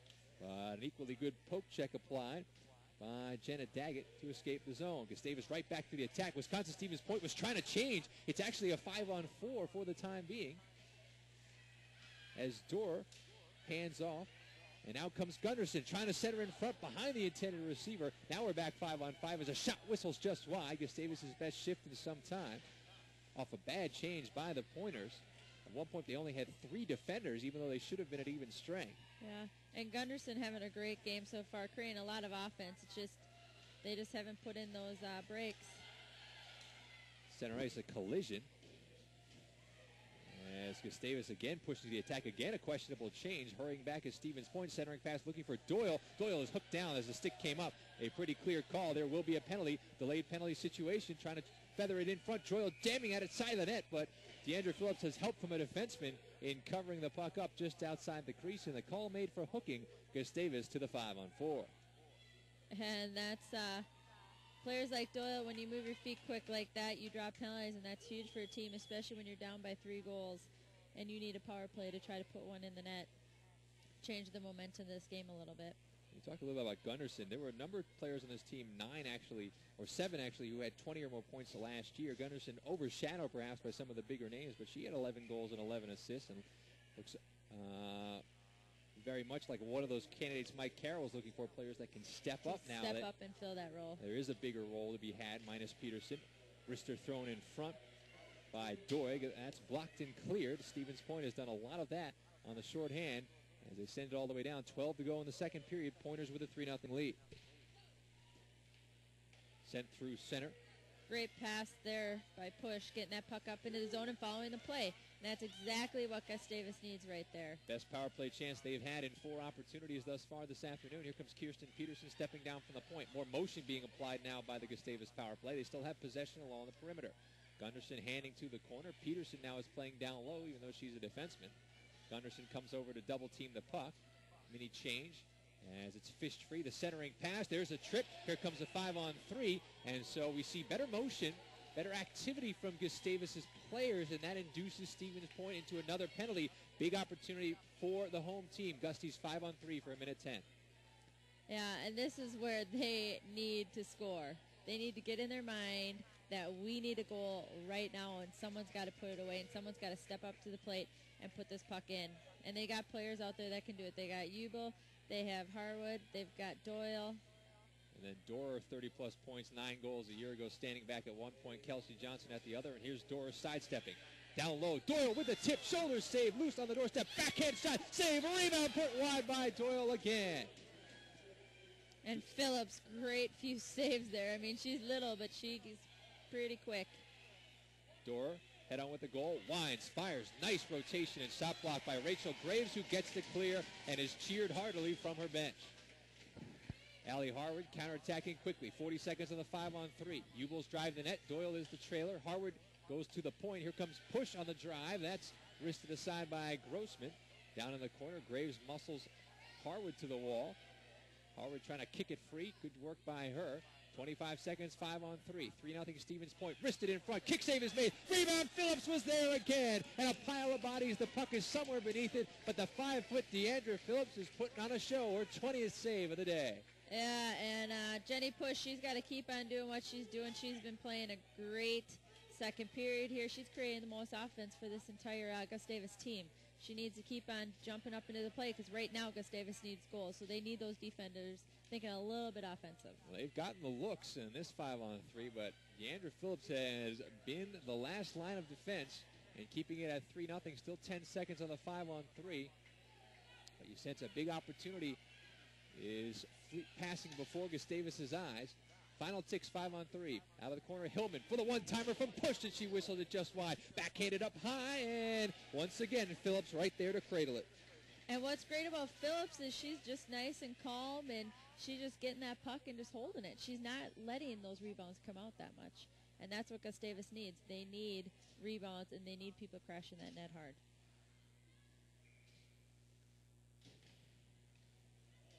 So DeAndre Phillips doing maybe her best Amy Stats impersonation on this afternoon. 20 saves now as we're back to 5-on-4. Still a power play for the Gusties. Midway point of the hockey game. Stevens Point up 3-0. Wrist shot through heavy traffic. Does not go through behind the net. Overskating momentarily was Melissa Mackley. Now taken by Gunderson. Back Mackley far side. Nice diagonal pass. Wrist shot. And a glove save by Phillips again, as she'll hold on for the draw with 19 seconds to go on the second penalty. And Phillips in net, she's got the right idea. She sees Gustavus and how highly skilled they are. They're moving the puck. they're totally dominating this power play, and she just wants to slow it down. You know, frustrate them a little bit, stop their momentum. Off the draw. Gustavus wins another one. One-timer by Peterson, blocked between the circles. 13 seconds to go on the 5-on-4.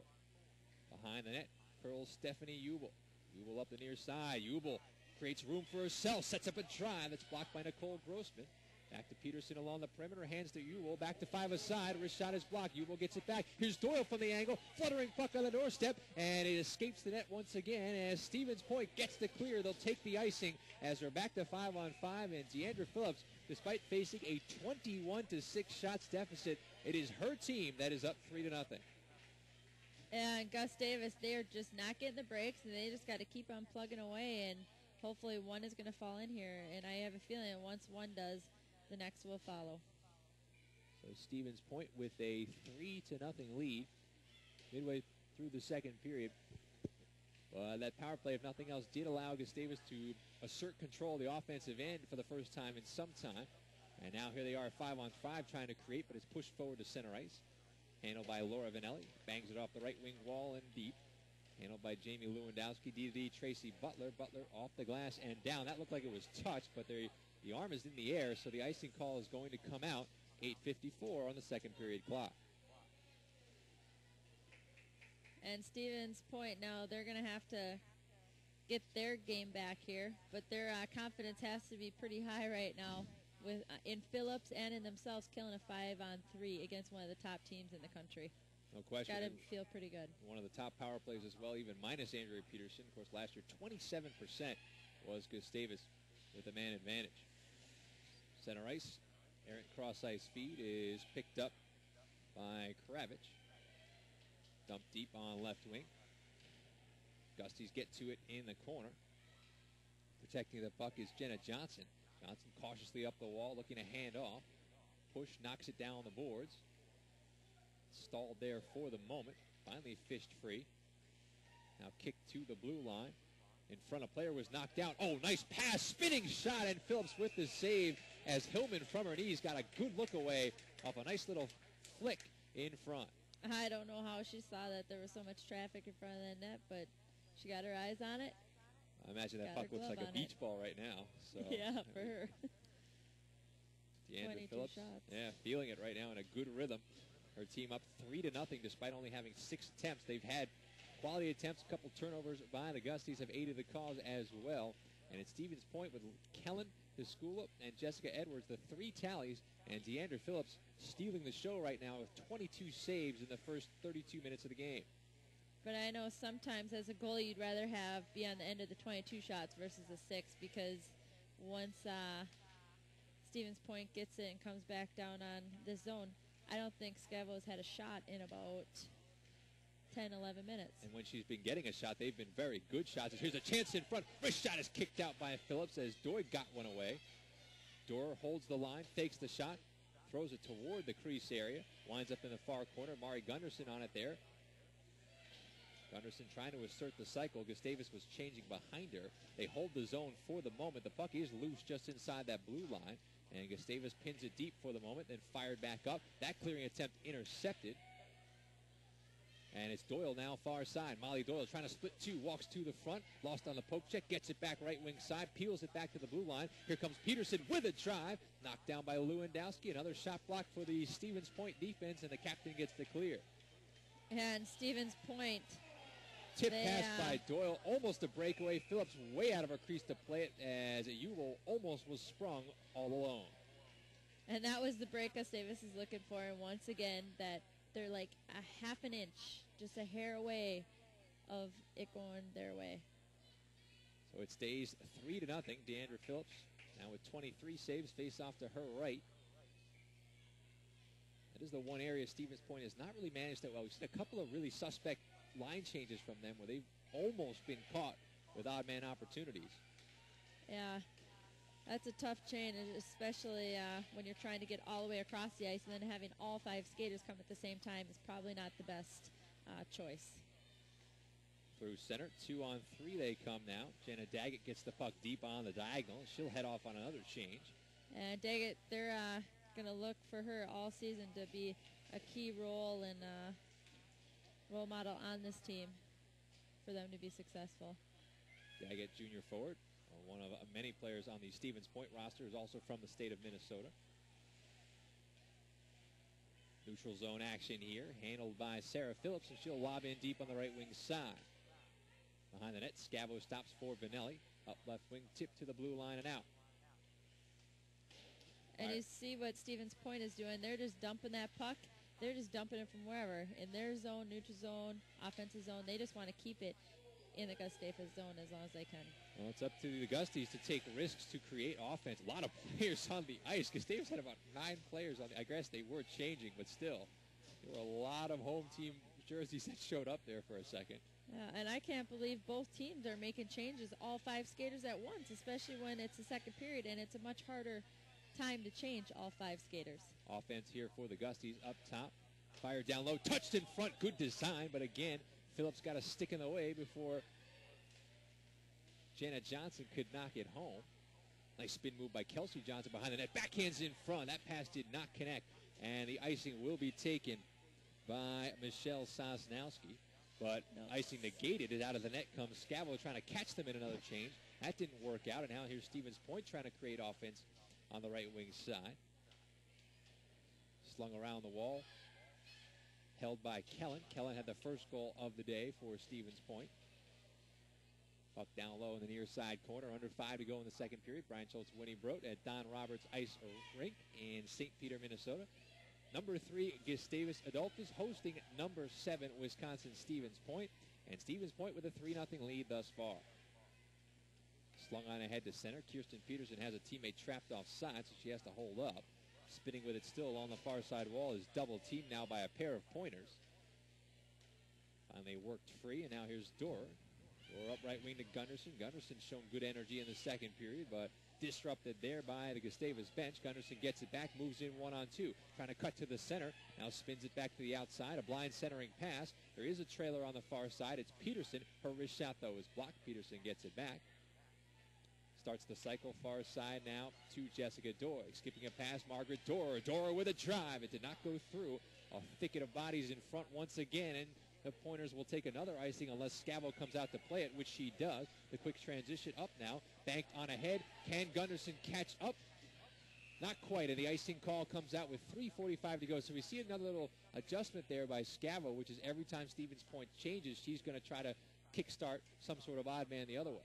Yep, and so Stevens Point is going to have to be careful of that because she does do a great job of moving that puck up.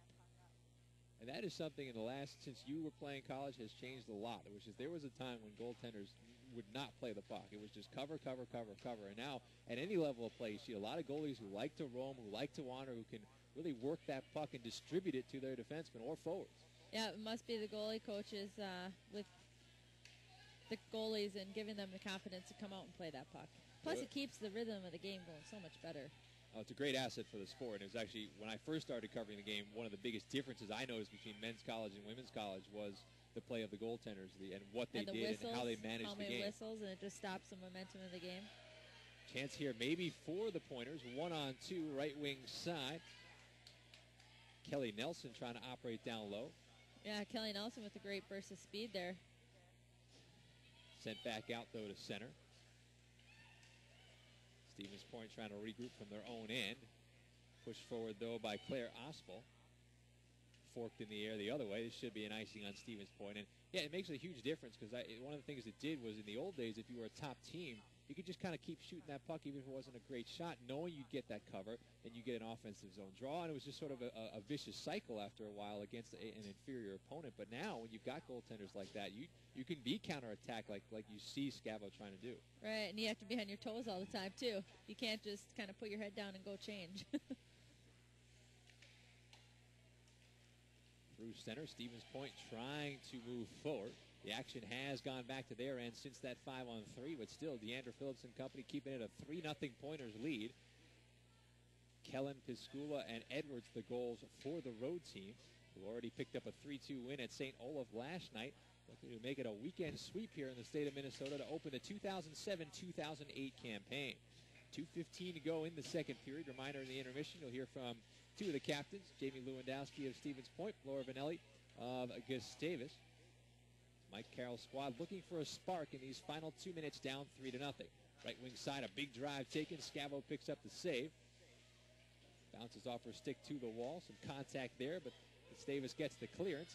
Coming back to play it is Lauren Kellen. One step behind her is Laura Hillman. Handed off now to Lewandowski. Long headman. There's a cheater. Chance for a breakaway. Here comes Jessica Edward. Fakes. Shoots. She scores! Jessica Edward. Nice forehand deke. And there's the fourth goal for Stevens Point. 4-0. Final 2 minutes of the second. Yeah, and if you want a kid to have a breakaway, that's the kid you want. What a great move. And she's a goal scorer, and she's puts herself in a spot to score goals. And that all started with that great breakout in the defensive zone, that reverse play. That's the first reverse I've seen all game by either team. And you reverse it instead of just forcing up the sideboards. You reverse it, you come right up the ice, and boom, it's a goal. And a good headman pass, good home run pass by Kellen, who had the first goal of the day. Put a strike onto the stick of Jessica Edward, and she took it the distance and took her time. Made a nice patient move to the forehand, got Scavo out of position, and so Stevens Point with a 4-0 lead here with a minute and a half to go in the second period. Doris swings it back now to Kirsten Peterson. A strange game. The shots 23-7 Gustavus, the score 4-0 Stevens Point. Yeah, if we were just looking at a score sheet, no one would believe the score of the game right now. I know that. Puck behind the net of Deandra Phillips, who continues to be the #1 star through 2 periods as her team has gotten goals from 4 different sources and has a 4-0 lead here. Final minute of play in the second. Yeah, and Stevens Point, they're just, playing a simple game, and they're not doing anything real pretty. They're just going hard, and like their coach Ann was talking about earlier in the game, they just kind of bread and butter. They just work it hard, and they're seeing results today. And they're taking advantage of the opportunities. There's no one out there who's having sort of that, 3-goal, 1-assist type game, but there's a lot of players who have a point at somewhere along the way, and they've gotten the goaltending that, quite frankly, they're used to getting. They're just getting it from a different source, Deandra Phillips, as opposed to Amy Stats. So, and Inman's going to have a choice to make if the final period progresses as the first 2 periods did. And Hume certainly played well in a 3-2 win yesterday. And Phillips putting on a show today as she picks up another save in the final half minute. The puck rolling in front of her crease once again. Turnover there. Now a chance from distance. Wrist shot. Pinballs through. It's loose on the doorstep, but unable to find the finishing touch was Melissa Mackley. And now behind the net, it's scooped up by Lauren Kellen. Kellen up the left wing side to center. Poke back to the blue line. Swung quickly by Vanilla to Molly Doyle. Doyle trying to step on through. Drew another penalty. The skating of Doyle got a defender out of position. 5 seconds to go in the period. It looks like the period's going to end on a delayed penalty, so Gustavus will start period number 3, down 4-0, but up 5-on-4. But in that second period, more of Deandra Phillips, more opportunistic offense from Wisconsin Stevens Point. And at the end of 2, it's the #7 Pointers 4 and the #3 Gusties nothing. Yeah, and I think Gustavus are going to have to go in, regroup, and I know I got some good advice from Sherry Vogt, who is a goaltender, and played for Mankato, and she said that her team always played a collapsed defensive zone because they weren't very offensive orientated, which makes it really hard on a highly skilled team to play offense against that because they clutter the center, and every shot that you take goes off shin pads, goes off sticks, gets deflected to the corner, so you don't really get any shots on net. Well, Gustavus is getting the shots. It's just they need to curl out of the corner and take that shot instead of trying to curl it all the way to the center. So 4-0 Stevens Point after 2. As promised, player interviews caught up with Jamie Lewandowski, caught up with Laura Vanelli earlier this week. We'll turn it over to the 2 defensemen and captains for the next 10-12 minutes, and then Winnie and I will be back on the other side to set the stage for period number 3 on the USCHO Game of the Week. My guest is Wisconsin Stevens Point senior defenseman and captain Jamie Lewandowski. And Jamie had a couple weeks to kind of get back on the ice with your teammates and get ready for the new season. So kind of take me inside the dressing room. Kind of how is this team feeling about itself, and what kind of team do you think you'll be able to put on the ice this year? I think from the get-go we've had great intensity, and we worked really well as a team. So we've had no issues as far as that goes, but I know we're working hard, and hopefully we bring that to the first game coming up this weekend. This is a team that went to a national semifinal a year ago. You didn't lose too many players, so I imagine a fair amount of familiarity there. How much has that helped coming back? We lost two big players, but it helps that as far as my freshman year, we lost 7 seniors, so only losing 2 definitely helps a lot, and we have the majority of the players coming back who know what it's all about, and so that definitely helps. You mentioned losing a couple of big players, and certainly, your position at defense, standing in front of that goal. Amy Stats was there for a long time, 68 career wins, obviously a phenomenal career for the Pointers. How have you gone about trying to kind of help the new goaltenders get comfortable with replacing some pretty big skates? She was, we have 2 goalies that are returners, so they played with Stats, and they kind of know what she was all about. So, they've been competitive, and I think they have also learned from Stats. So, I think having them played with her last year, it helps out a lot. For you now that you're a senior and you've got the captain's responsibility as well, tell me a little bit about what kind of captain you try to be and kind of how you go about trying to lead this team as the appointed C out there. Obviously, I want to get everyone motivated, and always working, get everyone else on the same page, and just trying to lead by example for the most part. Now, this is a team that I imagine has pretty high goals year in, year out. It's been one of the more successful programs out there. As I mentioned, you went to a national semifinal last year. Is a season-long goal, is there something formal that you guys have talked about, or is it just too early to really think about what might happen in March? Our ultimate goal is always going the Frozen Four. This year we are definitely aiming for a national championship, as well as all the other years. But from the beginning, we got to take the games one by one every day. But our ultimate goal is to reach that national championship. Talking with Wisconsin Stevens Point defenseman Jamie Lewandowski. You're going to switch gears on you a bit, go to personal background. You're not a local kid. You're actually from Rolling Meadows, Illinois, and every player that I talk to has sort of a hockey origin story. So rewind the clock for me and tell me how, kind of in the Midwest there, you first got involved in the sport way back when. Actually, I didn't start playing hockey until about 8th grade. I was unfortunately a figure skater beforehand, but my brothers played hockey, my dad played hockey, so once I stopped figure skating, I kind of got in the swing of hockey and loved it and never stopped. So. Managed to win a couple of state titles in high school while you were out there. Give me a sense of what hockey is like at the youth level in the state of Illinois. I mean, it's not maybe as well known as a place like a Minnesota or even a Massachusetts. So what was the hockey like, and how has it gotten kind of as you've gone along? There's AAA teams, so they're pretty selective as far as who makes it, who tries out. There's only 2 or 3 teams in Illinois, so it made it really competitive. And, we traveled a lot, got to play a lot of different teams outside the state. So, we got to know a lot of people, face against a lot of different people, so that helped out. And when it came time to kind of look at college, take me a little bit through your process. Obviously, Stevens Point, a little bit of a hike from Rolling Meadows, Illinois. So what was it about the school and about the program that kind of convinced you that was the right place for you to go? I really looked at the schedule that the teams played, if they had a competitive schedule or not, the type of school, if, obviously if they had my academic standards that I wanted to meet, and, Stevens Point had a great record, and I wanted to be a part of a successful team, so that had a big influence on it also. Well, you're finally in the senior year, and in addition to hockey, the dreaded questions about your future, I'm sure, will keep coming over the course of this season. Notice your majors, health science and pre-physical therapy. If I make you kind of look ahead beyond graduation, what are some of the things we might find you doing, whether it be connected to the sport of hockey or totally away from the rink? I plan on going to grad school for physical therapy. I'd love to get into sports physical therapy if that is an option for me.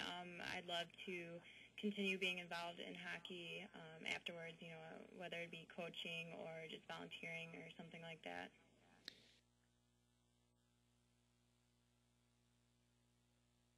My guest is Gustavus captain and senior defenseman Laura Vanelli. And Laura, we're on the eve of another season. Seems like the off-season has flown by, but this is a Gustavus team that I know has high hopes year in and year out. So take me inside the locker room as you get ready for the season opener. What kind of team do you think you're going to be able to put on the ice this year? Well, I feel like every year we always say the same thing. We've got some great returners that are really going to help us out, but we always have such a talented incoming class of freshmen, and this year is no different.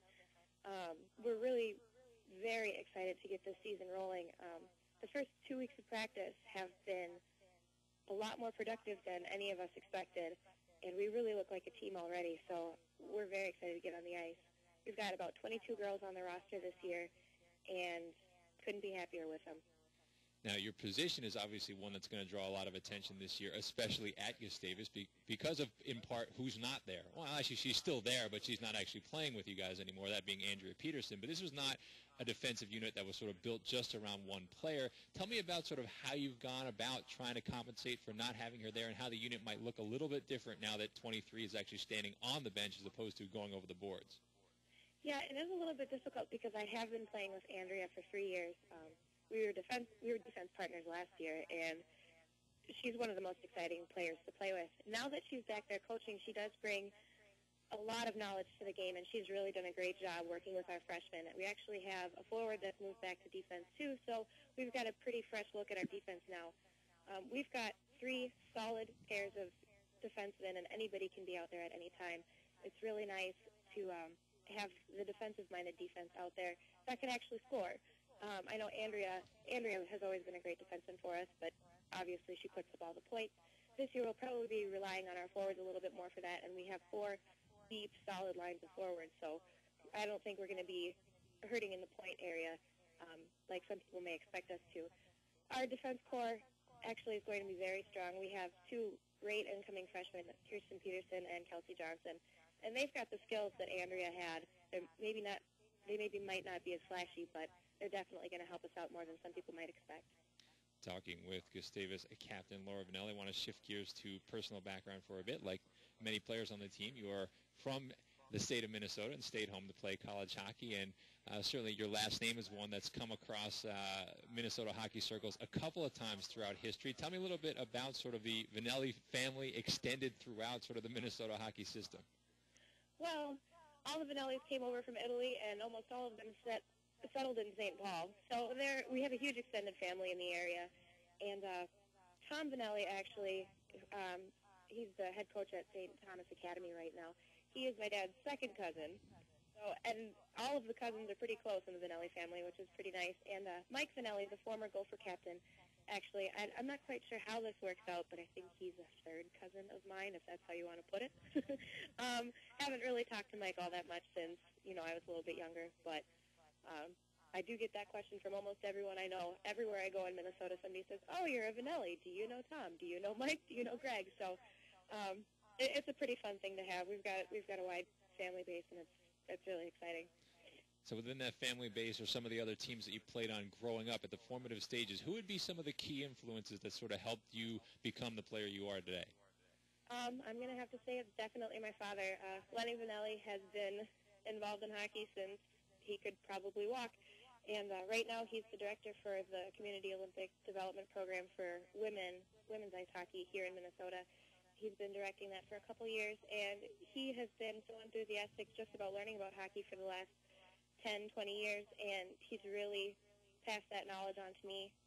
He's given me the opportunity to help coach in his program, so I learn a lot about playing just through coaching, and he really has been the one that's helped me through all of my rough years of playing whenever they get hard, because, hockey isn't the easiest sport out there, but he's really taught me everything I know. Take me a little bit through your college process. Obviously, you did decide to stay home. You did decide to play one of the top D3 programs in the country. What were some of the things that went into your decision? What made Gustavus kind of that right fit for you? Well, I actually took a very long time to make my decision. I don't think I decided till late April. I had a lot of interest from Division III schools all over the state, and a couple Division I schools. I decided that Division I was definitely not the route for me. I'm really interested in having a liberal arts education from Gustavus, and basically it was the atmosphere down here at the school. I've got tons of friends, and it's a small campus. It's about the size of my high school. So it really gives you the opportunity to get to know all of the people here and get to know the professors. And obviously the coaching staff had a big influence on my decision here. They would call me periodically throughout the week, and we'd have great phone conversations about how my season was going, how school was going. And once I finally got down here to meet the girls on the hockey team, my decision was made.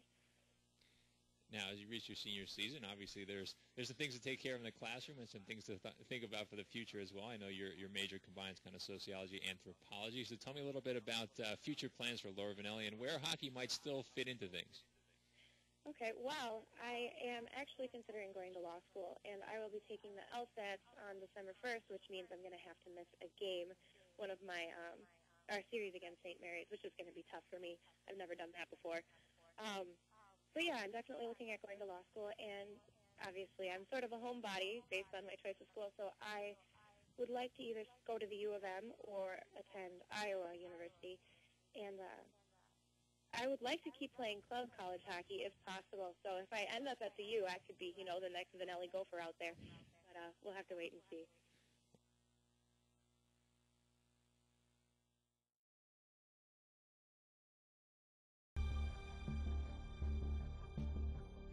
Bottrell from the sharp angle, fires and she scores! Jennifer Bottrell from along the goal line. Quick one-timer, scored! Jada Hefford, her second of the night. Exquisite finishing touch. Apps on a breakaway. Apps moving in. Wrist shot, she scored! Jillian Apps, the breakaway speed and finishing ability.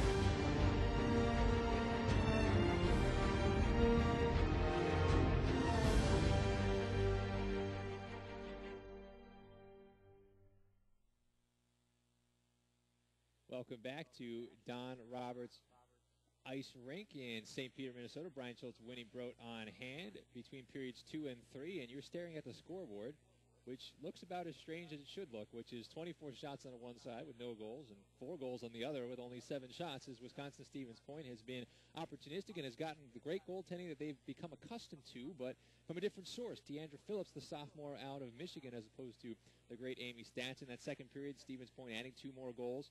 And their roster, not a typo, Winnie. They actually really throw you a curveball. They've got Jessica Edwards and Jessica Edward, not the same person, and they each scored in that second period. So the power play goal came off the stick of Edwards, the freshman, as a puck rolled up the side of the net, and she was there to jam it home with 2 seconds left on the man advantage at 3:08 from Jenna Daggett for Daggett, her second assist of the day. And then a breakaway tally in the final 2 minutes of play off the stick of Jessica Edward, a sophomore forward out of Illinois. She took a nice pass from Jamie Lewandowski and went the distance for a forehand deke to give Stevens Point a 4-0 lead. Gustavus had a 5-on-3 when the game was still 3-0. Had some great opportunities. Phillips made some great saves. The defense blocked some shots, and really that seemingly potentially the turning point in this one, as Stevens Point puts an additional insurance goal on the board late in the second, and now a very steep deficit facing Mike Carroll's Gusties in their season opener, down 4-0 to the team that knocked them out of the NCAA tournament a year ago. Yeah, and just you recapping that, Jenna Daggett with 2 assists, that's just awesome, especially beginning her junior season, and they're going to need a lot from her. And back to that Jessica Edwards, Jessica Edward. I wonder how they differentiate those kids in the locker room. There's got to be nicknames because, we have on our Whitecaps, we have Jenny Schnickel and Andrea Nichols, and, anything from Schnickel to Nickel, whatever comes out of our mouths, we have a tough enough time with that. I can't imagine almost identical names. Well, I'll throw another Whitecaps connection in there for you from my college days, which I always screwed up, which was they used to play Brooke White and Brooke Whitney on the same line with Hillary Witt. So you had Witt, White, and Whitney, Brooke and Brooke. And Brooke Witt came out a couple of times, I'm sure, when I was calling those games. So, face off at center ice. Gustavus does have a power play. Remember, Molly Doyle was dragged down at the tail end of that second period, so Gustavus will get to go to work 5-on-4. They have had 5 power play opportunities thus far. 11 of their 24 shots have come with a man advantage. Still nothing to show for it, including that minute 10 of 5-on-3 time. Yeah, and I'm looking for one of these Gusties to find the top shelf, knock that water bottle off, go up high. It's looking like that's what it's going to take, because Phillips is definitely feeling it and in a good rhythm. And it's tough for Bree Scavo at the other end. 4 goals and 7 shots looks very ugly on the score sheet, but the kind of chances she's facing at sort of after wide intervals of non-action, very difficult for her. as Dora fakes the shot, tries to step around a defender. A space opens up. Gunderson trying to thread it in front. Maybe one pass too many, and that's something about what we were talking. When a goaltender's hot and the defense is frustrating you, that stuff tends to show up. Yep, and right there, I just thought Mari Gunderson was going to go up high with that. Just, a nice little wrist shot up high and beat Phillips in net. And, Scavo's sitting on the other end watching most of this game because she hasn't been able to contribute much. It's got to be tough first game of the season, and to have one at, to start out like this, it's got to be tough on her right now. Certainly is. She was the number one down the stretch last year. Did get the start in that quarterfinal game against Stevens Point. And I mentioned Mike Carroll singing her praises about the way she came back at the start of her sophomore season as the number one goaltender, but certainly not the start that she envisioned. There will be many more days, and these teams will play again, no doubt, before the season's over. Chance in front here on the deflection. Phillips makes the leg save, sprawling after it, and covers it one more time. Yeah, and there's another opportunity for Gustavus. I don't think I've seen anyone really shoot high on her. No one's tested her, and I'd like to see someone get a shot upstairs on her. Test her out, see what she's like upstairs, because we all know that she's stopping everything down low and right at her glove and blocker. And at 5 feet, maybe a little more room over each shoulder. The corners might be a little more available. Just an idea. Off the draw. 52 seconds to go on the penalty, which went to Sarah Phillips. Down in the near side corner. It's handled by Lisa Sablack. Kicked up far side, looking for Jenny Push. Push had a strong second period. She puts it deep behind the net. Taken there by Alyssa Saunders. Left now for Lynn Hill in the BU transfer. And younger sister of Colorado College defenseman Jack Hillen. Both playing at Holy Angels in their high school days. Puck in the high slot. Gathered on the backhand. Push trying to force her way in front. Is loose by the side of the net. Phillips finally gets an eye on it and then puts a trapper down on top of it. And there's Push right there again. She's creating a lot of offense for this team, and she just needs her team to come behind her and, help her out.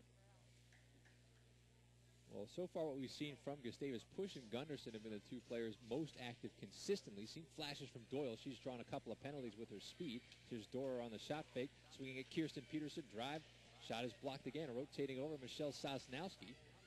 A Pointer defender blew a tire. That was Tracy Butler. Now here's Peterson again. Again the shot block. Now Dora. Stick is cocked. Doesn't let fly. Deals back to Peterson. Right back Dora. Dora now winds, fires, deflection, pinballing, puck goes wide. Back to 5 aside as Sosnowski can't clear the zone on the far side. Wristed toward goal. Again, it hit a defender. That was Lewandowski in front. And now the clearance comes from Sosnowski with 17:45 to go in the third. Still 4-0 Stevens Point. And that last drive by Dorr. I know Doig was sitting, Jess was sitting right on that back door just like, oh, see me. But she still got a nice shot off. Lewandowski trying for home run pass and breakaway number 2, but takes the icing instead as Nicole Grossman couldn't knock it down. And the faceoff comes back by Deandra Phillips, 2.5 gone in the third. All right, now it would be nice if Gustavus won this faceoff back. Someone just took it across and just shot up high. Well, the one thing I noticed on the action along the point is that they're swinging the puck and they're moving the puck, but they're waiting a little bit to get the shot away, and it's letting Stevens Point get across to get more that first body in the way to block it, as opposed to maybe getting that puck down into the crease where even if the shot is blocked, it might sit there for somebody to put home. Yep. Back in the defensive zone now for the Gusties. Here comes Laura Hillman. Collision at center ice. Couple players go down, one from each side. Hillman got to the blue line, but no further. Pushing up left wing is Trish Piscula, who authored the second goal for Ann Ninneman's Pointers. Ninneman, of course, a great player for Wisconsin Stevens Point, was the program's first ever All-American before becoming an assistant and now a head coach. There's a penalty drawn by Stephanie Ubel as she was stick down along the blue line. The call we made for tripping as soon as Stevens Point touches up. Right now the sixth skater is on. Puck is worked up the wall. It's finally picked up by Piscula, and there's the call made for a trip. And so power play number 6 coming up for the Gusties. Yeah, 6 power plays. This is not good for the percentage for Gustavus to start out the season either. So right now this is a time that they can turn it around. In Division III, because you play fewer games, season is shorter, you have a little bit less to work with in terms of non-conference slots, so the top teams really try to load up, and every game winds up being very important. In some ways, it becomes more similar to football than hockey. As there's a wrist shot up high attempted and cradled by DeAndre Phillips. So, basically you get a couple of shots at those other top teams to really kind of position yourself nationally and get yourself up in the rankings. So even though it's day one of the season for Gustavus, still a fairly important game. It's kind of like how the Division I used to be. That's right. Before it had. Especially for your team back in the day. Off the draw, kicked out for the wrist shot again. Nice rotation and shot block. That time by Katie Lanke. The action down low with 1:30 to go on the penalty, which went to Jenna Daggett. Centered in front, loose on the doorstep, gathered and cleared by Lanke one more time. Yeah, and Phillips having a great game, but her defenders and forwards have been blocking a lot of pucks as well, helping her out. Well, it's like you said, they keep it. They know exactly what they're supposed to do. 1, block shots. 2, don't mess around with it. Just find a lane and get it out. Centered in front, Phillips knocks it away, handled by Lewandowski. Lewandowski fires it high, looking to catch the glass, but there's a very low glass here at Don Roberts Ice Rink, and so the puck goes out of play. Yeah, and that is one good thing with Stevens Point is they do pick their head up, and they don't make too many mistakes defensively as a unit, forwards and defenders alike. Face off to Phillips' left. Grossman wins it cleanly back to Rachel Graves. Graves pinned against the wall by a pair of gusty attackers with a minute to go on the power play. Still 4-0 Stevens Point. Goals from Kellen, Piscula, Edwards, and Edward. It's sent off the wall. Margaret Dorr holds in under duress. Throws to the corner to Mari Gunderson. Gunderson with her back to the defender. That's Butler. Gunderson still with it. Leaves behind the cage one more time, looking for the player in front. That's denied again. Graves has her stick lifted, taken back by Gunderson far side. Gunderson swinging it now. Jessica Doig settling it down, backhands to the corner. Chases on once again. Butler this time gets inside position against Gunderson. Quickly double team with 20 seconds to go on the Daggett minor and 14:48 to go in the third. Gusty still with possession. Again, they have not found the shooting touch as Dorr floats a pass far side to Peterson.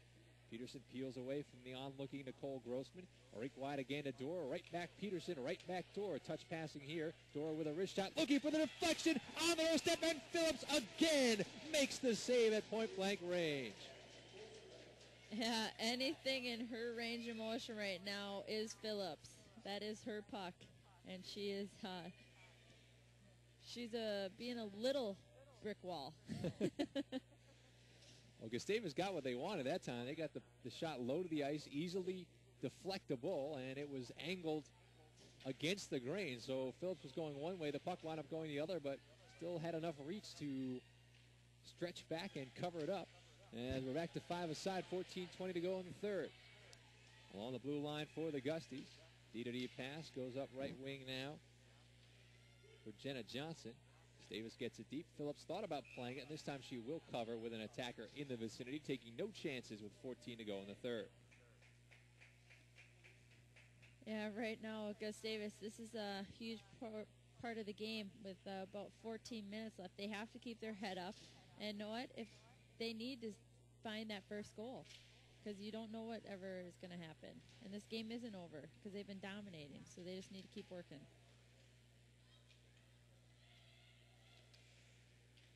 We've seen some wild stuff in women's college hockey in the D1 ranks already in the first couple weekends of the season. A BU Mercyhurst is a game that comes to mind, maybe similar to this one, where Mercyhurst seemed to control play early as a puck bounds in front, handled nicely by the defense for Stevens Point. And a chance at right wing if they can catch up, but too far for the reach of Jessica Edwards. But that BU Mercyhurst game, Mercyhurst, a great defensive club, actually blew a 4-1 lead and fell behind to a kind of a blue-collar, scrappy BU team. Actually fell behind at home 5-4 before rallying to win 6-5. So we've already seen swings of that nature this season. But as you mentioned, it's the first one that Gustavus needs. First goal, that's always the toughest. And Phillips showing no signs of letting up between the pipes for the Pointers. Up 4-0 here as it's right around far side. Phillips now 27 saves and counting, still only 7 shots. And now the net is empty for Mike Carroll's Gustavus team, 6-on-5 with 13 minutes to go in the third period. So pulling out all the stops early in this final frame. Well, he figures that the puck has been in the Gustavus, or in the Stevens Point zone most of the game, so he has nothing to lose at this point, and they need a goal. But there's going to be a penalty on Stevens Point as Nicole Grossman just dropped Jessica Doig in open ice. And so it's going to be 6-on-4, presumably, if the goaltender stays out, although now at least Stevens Point can take shots at the empty net with impunity, and in fact, because of that fact, we see Scavo actually go back in, as it will be 5-on-4. Exactly. That's one thing. When they can ice it, you probably don't want to have your goalie pulled anymore. But yeah, I don't blame Mike Carroll. He's got to pull out any stop that he can to try to get his team to get a point on the board. 2-on-1 in the corner. Dug free by Stephanie Ubel. Ubel backhands in front. Turning shot by Doyle went wide. Down low, it's Harwood. Harwood leaves to Ubel. Ubel, nice cycle off the wall, spins to the circle. Ubel still with it between the circles. Wrist shot, and Phillips is right there again to make the save. And it's right in that range, right at her stomach. They need to, if they're going to be shooting high, it's that point of Nadine Muzzerall, the scoring machine, go high or go home, you know? Like if she was going up high, it was either going right up by the water bottle or it was going over the net. And that's what Gustavus needs to do here. Off the draw, the Gusties done a nice job in the face-off circle, and they control here. In steps Margaret Dorer. Her wrist shot did not go through. Sliding shot blocked by Lauren Kellen with 1:29 to go on the penalty, which went this time to Nicole Grossman. 4-0 Stevens Point. Gustavus getting desperate here on the power play. 0 for 6 thus far. Dorer on the swing to Kirsten Peterson. Peterson feinting, pulling back, looking for an angle, finds Dorer. Dorer lets fly. Shot is blocked to the far side corner. Rachel Graves gets a forehand on it. Nice glove down by Peterson to hold the line. The chase is on back in the corner as Melissa Mackley comes after it. Graves holds her ground, has plenty of time now, but can't clear the zone. There's a good play along the point by Peterson. Drop pass attempted, a loose puck handle. The point player available. Peterson 1 wide of the mark. Puck bounds back in front, and now Phillips will restore order. There's a little bit of pushing and shoving as Deandra Phillips covers up. And Phillips is just going to continue to cover up that puck, especially because she notices her team does need a break, because once that puck's in their zone, it's usually not coming out for a while. Off the draw, kick loose to the point. Jenny Push steps in, threads it down low. 40 seconds to go on the power play. Laura Hillman far corner now for Gustavus. Backhanded in front, no angle there. Puck is still loose on the doorstep. They overskated, backhanded up high, they score! Gustavus finally on the board. A series of opportunities, and they finally were able to go high as the backhander finds the mark on the power play. It's 4-1, and I believe Jenny Push, who's been working hard all game, is going to put one home. And if anyone deserves it on that Gustavus team, I'm telling you, Jenny Push, their defender, has got it going for them, and she's got that first goal. She's been working extremely hard, making opportunities, and she finally went upstairs. There was finally a player that went upstairs, and she hit the top netting of that net. She was making sure that puck was going in that time, and that all came with Sherry Vogt, the goalie, advice, coming off, taking that shot, creating some traffic, and actually not hitting the shin pads and going out of the zone and staying in front of that net, and gave that opportunity a goal. And Jenny Push does get credit for the goal on the power play. 11:22 left in the third period, 4-1. We'll see if this puts a charge into Gustavus. They've been controlling play throughout. Does one breed more here, and a comeback attempt for the home team. Through center comes Ubel. There's more life on the bench, more life in the arena. Here's Ubel. Nifty little stick handling moves to free herself in the high slot. Wrister taken, that's blocked down. Gathered back by Ubel, who steps into the circle. Ubel just cruising down low, controlling the action with the puck on her stick. Looking for options as he comes out to the high slot again. Ubel dropping it off now. Taking the return pass down low. Again, space is open. Centering pass. Nice cheating shot. And it sails just wide off the stick of Allie Harwood. Molly Doyle on the follow. Doyle spinning along the perimeter. Wheeling it down low to Harwood. Harwood, goal line extended, cycles on through. Alyssa Saunders. Saunders turning it off the wall. Now feeding Peterson for a drive that whistles wide. 10.5 to go in the third period. Gustavus down 4-1, but continuing to menace in the offensive zone. Deandra Phillips and her defense trying to hold the fort as she covers up as the puck rolls in front.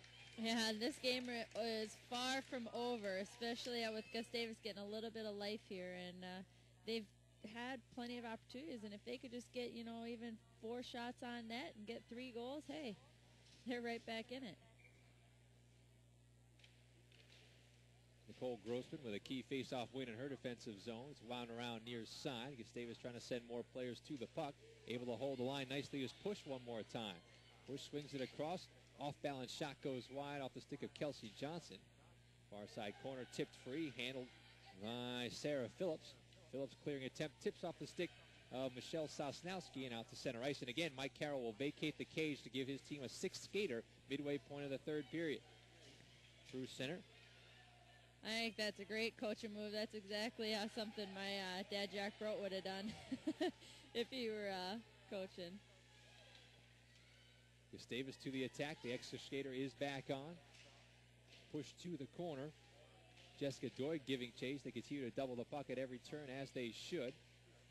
Kick free, loose behind the net, trying to get it in front. It rolls up into the crease area, turning and firing it off the wall is Sosnowski as the puck rolls back to the end. It's going to be handled by Claire Ospel. The quick turnabout looking to catch them in the change. That's fended off for the moment. Gustavus stays on side and they'll reset from center ice. Nice short distance pass for a drive that's blocked. High slot rebound. This shot is kicked out by Phillips as Kravitz got one away on the follow. Now, nice move by Push in front, loose on the doorstep. Couldn't find a receiver in the crease area. And Wisconsin Stevens Point gets the clear courtesy of Kelly Nelson. Under 9 to go in the third period. Kirsten Peterson having a little trouble settling down a bouncing puck in her zone. The net is still empty. They fire it toward goal. Bouncing on the doorstep. Nelson reaching for it. Couldn't get a shooting angle. With 8:40 to go in the third, it rolls in front. And it's taken cleanly by Laura Vanelli. Vanelli was playing goal from her defensive position. Skips it on ahead. It went off a stick and down. And this will be an icing call that will bring Bree Scavo back over the boards and between the pipes with 8.5 to play in the third. Yeah, that was a great save by Vanelli. You know, as a defender, you got to be ready to do anything, and that was a great defensive play. So 32 shots for the Gusties, only 7 for Stevens Point, none in this third period. Yeah. They still have a 4-0 lead as Phillips has been perfect thus far. Davis clears the zone, and I think they slowed it down enough so it won't be icing. It's going to have to be played by Lewandowski. Here comes Scavo to the bench. Saunders is going to be the sixth skater this time. Puck is not cleared. Handed off. Here comes Saunders for the wrist shot. Couldn't get it through the second line of defense. Clearing attempt, knocked down. Push, wrist shot, deflection. Kick saved by Phillips again. Pushed up the right wing side. Good tenacity there to almost get out of the zone, but an equally good hold by Kelsey Johnson. Saunders puts it deep. Doyle will give chase underneath Lewandowski with 7:54 to go in the third period. Dug free along the back wall. A couple of players go down. Saunders is still standing over it. Lewandowski trying to even the odds. Spins away from the onrushing forecheck. Floats it up the wall. Not enough steam on that to get it out of the zone, though. And Margaret Dorer puts it back behind the cage. Saunders picks up far side. Starting the cycle now. Hoping for Melissa Mackley, but it went through her stick. 3 players on the puck for Mike Carroll's Gusties. Kicked out top Peterson. Swing now Margaret Dorer. Trying to skip one back door. That was tipped away. In swoops Lynn Hillen to help out. Hillen between the circles. Wrist shot and it flutters through to the back wall. Centered back in front and Phillips falls on it at the side of the cage with 7 minutes to go in the third.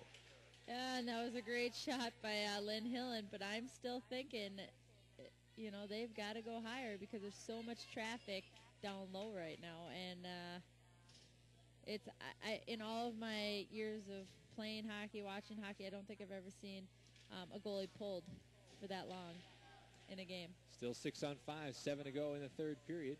And still Gustavus controls and tilts the rink. Hillen with a drive. That was blocked in front. Gathered and cleared off the wall by Grossman, but not out of the zone. Actually, it was out of the zone. Standing along the line, not getting the call, looks like Claire Ospel. And so we'll get the draw just outside the blue line with 6:56 to go in the third.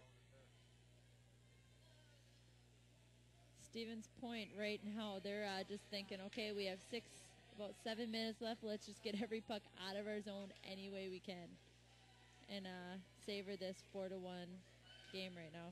Well, it's full defensive mode for Ann Ninnemann's club as Gustavus with 34 shots but only 1 goal to show for it as they're down 4-1. Kellen, Piskula, Edwards, and Edward with the goals for Stevens Point. Jenny Push answered on the power play for Gustavus here in the third as they have the goaltender pulled 6 on 5 and have had the goaltender pulled 6 on 5 for the last 6 minutes. but still the score remains 4-1 as it's fired down. That's denied. And Wisconsin Stevens Point trying to find the finishing touch that would potentially seal the deal in this one. And it's behind the net is Trish Piscula. First offensive zone possession in some time for the Pointers, but quickly order restored for Gustavus as they do have the extra personnel out there. And the headman passes cleanly through center. Here comes Melissa Mackley 1-on-3. Mackley on right wing, drags it through a defender, forces her way deep. It's banked up the wall. Stevens Point gets to clear nicely, and here's Sosnowski on left wing, maybe with some room, trying to skate by. Double teamed and headed off neatly by Lynn Hillen. Hillen behind her own net, walks it out the left wing side. Has players available ahead of her, but Hillen will take it up left wing into the zone. Hillen in traffic, trying to go high, but put it over the crossbar. Lively Karam drops to Mari Gunderson. Nice swing. Dora with a drive. That goes wide. Lively Karam off the back glass to Kelly Nelson. And Nelson bats it up left wing and out. Dora back to field. 5.5 to go in the third. And still, Stevens Point with a 3-goal advantage. Loose puck hacked out to center ice. Left down for the long-distance attempt by Graves. That was blocked between the circles of the Gusty zone. Dora on the diagonal. It eluded a couple of sticks at center. Graves again for the empty net. Dora again rotates over in the nick of time to block it aside. And 6-on-5 we continue. Gustavus out of their zone. The headman too far. Lewandowski though overskates, and here comes Alyssa Saunders. Saunders in the circle. Saunders maybe one too many moves. Didn't get a shot away. And we'll have to retreat behind the net to fight for it as Graves picks up for Stevens Point. And Stevens Point still no shots on net in this third period. Even if they got one shot on net, they would most likely have a goal right now with no goalie in the net. Off the draw, out of the corner, Gustavus digs it out. Still they have possession, 4.5 to go, 6-on-5, but time of wasting, thrown in front, but Phillips right there to intercept the pass, and she covers up. Go pushing and shoving as well after the whistle. Some frustration mounting with 4.5 to go in the third. 34 shots for Gustavus, still 4-1 though, Stevens Point. And it'll be interesting with this line having Edwards out here and seeing if she can break loose and maybe get that 5th goal that Stevens Point doesn't necessarily need, but maybe wants at this point in the game. Wound around off the draw win and pushed to center ice. First player to it, though, will be Laura Vanelli. Vanelli far side looking for Doyle. Doyle had it in her skates, intercepted. There's a penalty, though, and as Doyle draws her 3rd minor of the day against Stevens Point, it's going to be Jessica Edwards headed to the box. And at this point in the game, interested to see if he actually does put Scavo back out or not, and whether he just goes 6-on-4. And it looks like it is going to be 6-on-4. Yeah, at this point in the game, he might as well, with about 4 minutes and Stevens Point not even getting one shot on net. So timeout's been expended by Gustavus, by some extra rest for their top personnel. It looks like they've got the Doyle line out there, and they're going to confer. So 4:16 to go in the third. 2-minute minor penalty. It's 6-on-4 right now in favor of Gustavus as they have the goaltender pulled.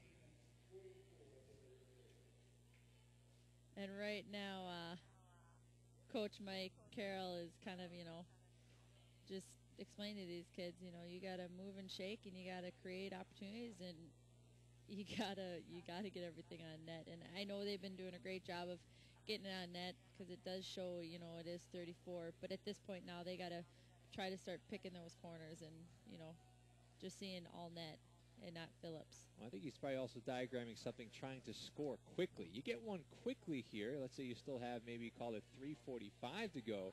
2-goal game, 6-on-5.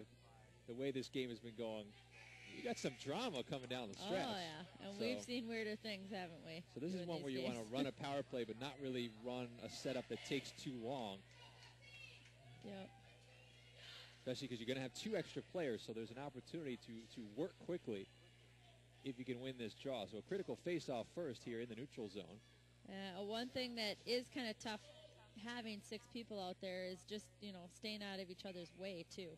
And because now there is a lot more people on the ice. So the face-off actually just inside the blue line. Not much room to work with. And Doyle's trying to push it forward, but they got the clear. So they'll have to reset. Dora on the backhand, left wing side. 6-on-4. 4 minutes to go in the third period. Hillen in front. Phillips left the rebound. Is loose by the side of the net. Doyle uses the outlet in Dora. Fakes. Shoots. It's lost in a skate down low. Dora just trying to stand up and hold her ground. Harwood pushing at it, but Harwood couldn't hold the line. And back out at center ice Gustavus will have to regroup in the form of Kirsten Peterson. Yeah, and that was a great effort by Doyle and great heads-up play. It just, they couldn't capitalize on it. Stephanie Ubel far side. Down behind the net, Allie Harwood. Harwood on the forehand uses Peterson as the outlet. Push is available. Peterson, wrist shot deflected down. Kick save is made. Doyle picks up the carom far side. Doyle moving up front. Swings to push for the one-timer. That's blocked. Doyle holds, hands back to push, who rotates center of the ice. Now Doyle looking for the one-timer. Caught the heel of her stick. Down behind the net, Harwood lost it. Lewandowski got under it and put it high out of play into the crowd. Yeah, I think Stevens' point at that point was just trying to get that puck out of their zone any way they could, and if that meant going into the stands, then they were going up into the stands with that puck. Face-off back by the left of Phillips. And we'll have the draw one more time with 59 seconds to go on the penalty. And 3:15 showing on the third period clock. Off the swing, Kelsey Johnson takes a couple steps in, deals it down low. Turning centering pass, goes off the side of the net. Doig back on it behind the cage, works their way out the far side. Players trading places on the motion. Kelsey Johnson down low, trying to one-touch it in front was Mackley. That was one went wide, pushed back on it far side, trying to hand it off. Finds Doig. Doig down low. Looking for the outlet, sweeps it out in front, near side. Doig turning, firing, put it wide of the far post. Lively ricochet up to Push with 25 to go on the power play. Push skating it in, swings now Kelsey Johnson. Johnson, wrist shot, pinballing, puck in front. Reaching for it is Phillips, and she gets a glove on top of it for the cover. And it's not a lack of effort by the Gusties right now. It's just, you know, they have not, I don't think, gotten a break once this entire game, and it's gone to show because they have put forth the effort throughout this whole game. It's just they're not getting that last little break. 16 seconds to go on the penalty, 2.5 to go in the game, still 6-on-4. Dora trying to hold the line on the near side. Puck is pushed into the low slot, wanders over to the far side wall, gathered and fired up to the blue line. Held though by Vanelli. Vanelli with a drive. That was blocked in front. Over the boards comes Jessica Edwards. We're back to 5 aside with 2:12 to go in the third. A wrist shot by Vanelli. Blocked again. Still they continue 6-on-5 now. Down low. Threw a stick and fired off the wall by Lewandowski. Not out. Dora holds it. Deals it for the centering pass attempt by Kravich. Another centering pass denied as Lewandowski continues to get her leg, stick, and body in the way of a lot of attempts here. And now finally gathered by Katie Lanky. Lanky couldn't clear, though, held by Margaret Dorr. Dorr walking it in, lost on the poke check. Turns it behind the cage to Laura Vanelli with 1:37 to go in the third period. Still 4-1 Stevens Point. Still Gustavus possesses. Swung far side, Kirsten Peterson. Peterson with a wrist shot. Centering pass, but nobody home except for Deandra Phillips, who covers it up at the side of the net. And at this point, you know, Gustavus, they're probably getting a little frustrated, or they've been frustrated probably the entire game. And, you know, even if they could just get a goal or even 2 goals here just to, you know, for their own sake and end, you know, this game on a better note than what it's been going for them all game. Off the draw, Kelsey Johnson trying to step in, lost on the poke check, and it's cleared out of the zone with a 1:18 to go in the third. This should go the distance for an icing call. And there's the whistle, as we'll bring it back by Phillips, who has 37 saves on 38 attempts. Her team has only 7 shots, but has scored 4 times.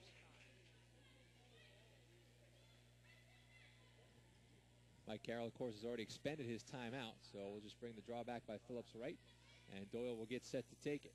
Opposite Nicole Grossman. Off the draw, it squirts through a stick, and it's cleared out once again by Dana Carruthers. Taken back now by Jenny Push. Bouncing puck. Looked like it might have been offside, but that's canceled out. Contact along the near side with a minute to go in the third period. Kirsten Peterson racing after it far side.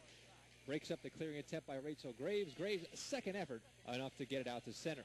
Molly Doyle knocks it down there. Doyle trying to step through, lost on the poke check. Grossman, nice pass off the wall to herself. Gets inside the defender, takes aim at the empty net, and she scores! Nicole Grossman, a great individual effort to put the nail in the coffin in this one. Stevens Point 5-1 with 41 seconds to play. The Pointers, 5 goals on 8 shots. Their goaltender with 37 saves in what will be a very misleading road victory, but one that Ann Ninneman will certainly take nonetheless. Yep, and Grossman must have known that I was thinking about her, because I was just about to say, well, Grossman's been kind of silent this third period, and what do you know?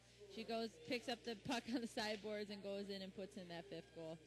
So just a great effort by her there. So Grossman unassisted makes it 5-1 with half a minute to go in the third period, but Stevens Point limited to 8 shots. So statistically, this game much more similar to the second meeting between the two teams a year ago, which Gustavus won handily. But it's the score going the other way, as 5 different goal scorers have tallied for Ann Ninneman, and Deandra Phillips has put on a show with 37 acrobatic saves against Gustavus's offense. And I guess that's a good point for the Pointers, is that they haven't had that many opportunities, but they have capitalized, so that's a plus for them. They probably haven't had the strongest game and haven't really controlled the puck, but they did what they needed to do today. That's why if you're Gustavus, it's not all bad news. I think you executed a number of things that you wanted to do when you drew up your game plan, but you didn't count on Deandra Phillips being a stone wall as she was today. 38 saves officially for the sophomore netminder, as apparently life after Amy's stats is just fine between the pipes for Ann Ninneman's Wisconsin Stevens Point squad. The team in purple goes into Minnesota, beats St. Olaf 3-2 yesterday, gets a big win against number 3 Gustavus here today. The score is 5-1, but Gustavus played much better than that, and Deandra Phillips stole the show. Yeah, and that's a game that all these girls on this ice will remember, and I'm sure, after everyone's done playing, they'll be talking about this game, because I know in my career I don't think I ever had a goalie pulled for seriously like that length of time. So that's what they'll probably remember more than even the score or anything. So Gustavus controls play with 39 of the game's 47 shots on goal, but Deandra Phillips and 5 different opportunistic goal scorers steal 2 points on the road against the number 3 ranked team in Division 3. Let's take a quick commercial break. We'll come back, recap scoring. I'm going to have Winnie pick out the stars, even though it's fairly obvious who the number 1 star is going to be on a game like this one. As the number 7 Stevens Point Pointers, a good start to their campaign, 2-0. They go on the road and pick up a couple of big wins, including a one over number 3 ranked Gustavus here today. We'll be back in just a moment.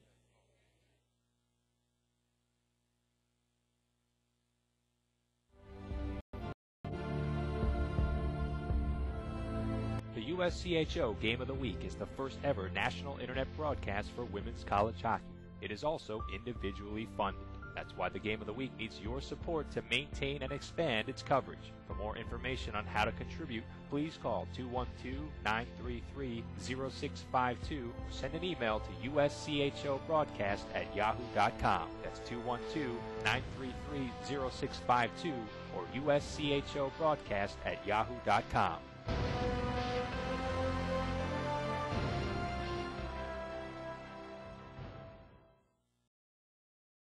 Welcome back to Don's Ice Rink. Brian Schultz, Winnie Brodt on hand in the aftermath of, quite frankly, a bizarre game. 39-8. You see the shots on the board. You see the score going the other way, 5-1. It was a tale of 2 different storylines. One, tremendous goaltending and good sort of bend but don't break defense, and at the other end, very opportunistic offense for Wisconsin Stevens Point. But wins are wins, and they come out of this weekend 2-0, and they have a win over Gustavus in their pocket as well, which probably will serve them well down the road in the national comparisons as well. Let's recap the scoring in the first period.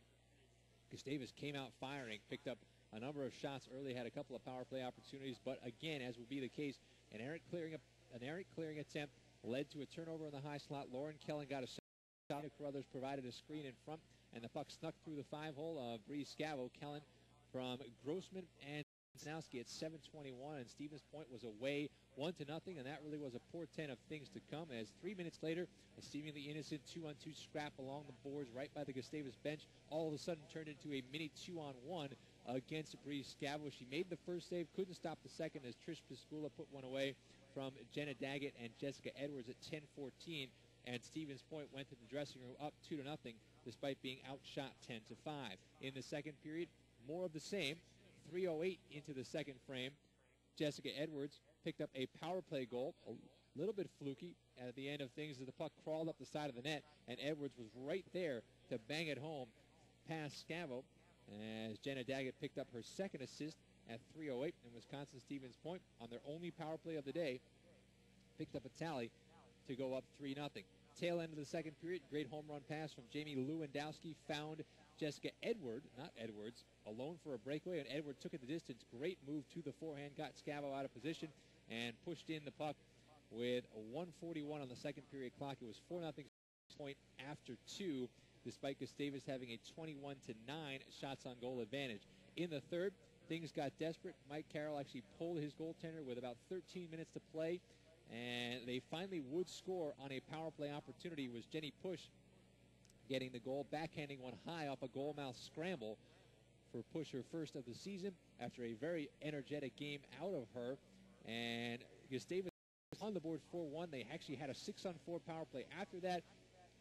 They certainly controlled the rink. They lost 18 shots against Stevens Point in that third period. Stevens Point actually only put one shot on goal the entire period, and it was the empty net goal that came at the tail end by Nicole Grossman. So Gustavus, despite their 39 attempts, comes up with nothing as DeAndre Phillips made 38 saves, and so Wisconsin Stevens Point 5, Gustavus 1, and Winnie's got stars of the game. Yeah, and I'd have to say the number one star has to go to DeAndre Phillips. What an amazing game for her, and she's got to be just so excited, and her teammates have to be excited because now, you know, they have found a netminder that can pull off a huge win like that, and that's just great going into the season. And I'd have to say my other star would be Jenny Push, and she kind of led this team today. She got the only goal of the game, and not saying even if she was, that player that had a little spark today and really wanted it. So 5-1, Stevens Point takes the decision, and they move to 2-0 on the season. Gustavus drops to 0-1, but certainly there'll be better days ahead. Certainly the way they played, they'll be winning a lot of games in similar style of play if they continue to control action the way they did. Not every goalie will be able to do what DeAndre Phillips and her defenders did in front of her. And for us, we take a next week. I actually have to go up to Toronto and do some testing with the new Canadian Women's Hockey League that's taking shape this season. But 2 weeks from today, more Division III action that you don't want to miss, as last year's defending national champion, the Plattsburgh Cardinals, they will be in action at Middlebury, as will fifth-ranked Elmira. Williams there as well. And, of course, the host team, the number 2 Panthers, Bill Mandigo's squad, deposed as national champs by Plattsburgh by 1 goal a year ago after winning 3 consecutive national titles. So those 4 teams will be on hand Saturday, November 17th. The games are at 2 o'clock Eastern, 5 o'clock Eastern at Kenyon Arena in the semifinals, 2 o'clock and 5 o'clock also on Sunday for the consolation of the championship. We'll have all the games on USCHO.com, so you don't want to miss that. In the meantime, that about does it for us. Any closing comments? Great to work with you again, by the way. Yeah, I had a great time. Just know this game was a great game, and Gustavus, they can't leave this rink with anything but having a positive mind, just because they played well, they moved the puck well, and they had a great effort, and they're going to have a great season. So, they got to hold up their heads when they leave this rink today. And if history is any guide, these teams will run into each other, not just in their other regular season meeting this year, but very possibly could run into each other in the postseason one more time, as they have the last couple of years in that NCAA quarterfinal round. A couple of people we have to thank before going off the air. First off, Adele Burke, sports information contact for Gustavus, and Jesse Robinson, sports information contact for Wisconsin Stevens Point. They set up the interviews that you heard this week. Thanks to Mike Carroll, Ann Nindeman, Jamie Lewandowski, and Laura Vanelli. Also want to thank our ace cameraman making his debut on the Game of the Week. John Gable did an outstanding job. The shots you're seeing, definitely a step up from sort of the coach's camera view. It's very cool to have the zooms and sort of that professional hand at the controls, and we'll look forward to more of his efforts, actually, as we come back to Minnesota a number of times with the Whitecaps and with the Gold on the season. John's going to be working with us on a regular basis here on the USCHO Game of the Week. And also, of course, want to thank Winnie Brote, as always. This is her, I believe, analyst leading 9th appearance on the program, more than any other person we've had, but it's been a while since on. She took kind of a year off, and certainly got a lot going on in her life, but very excited to have her back, as always. And thanks for having me. For the Game of the Week, signing off on Week 1 of Season 4, this is Brian Schultz. Final score again, Wisconsin Stevens 5 and Gustavus Adolphus 1. See you in 2 weeks for the Middlebury Tournament. Have a great weekend, everyone.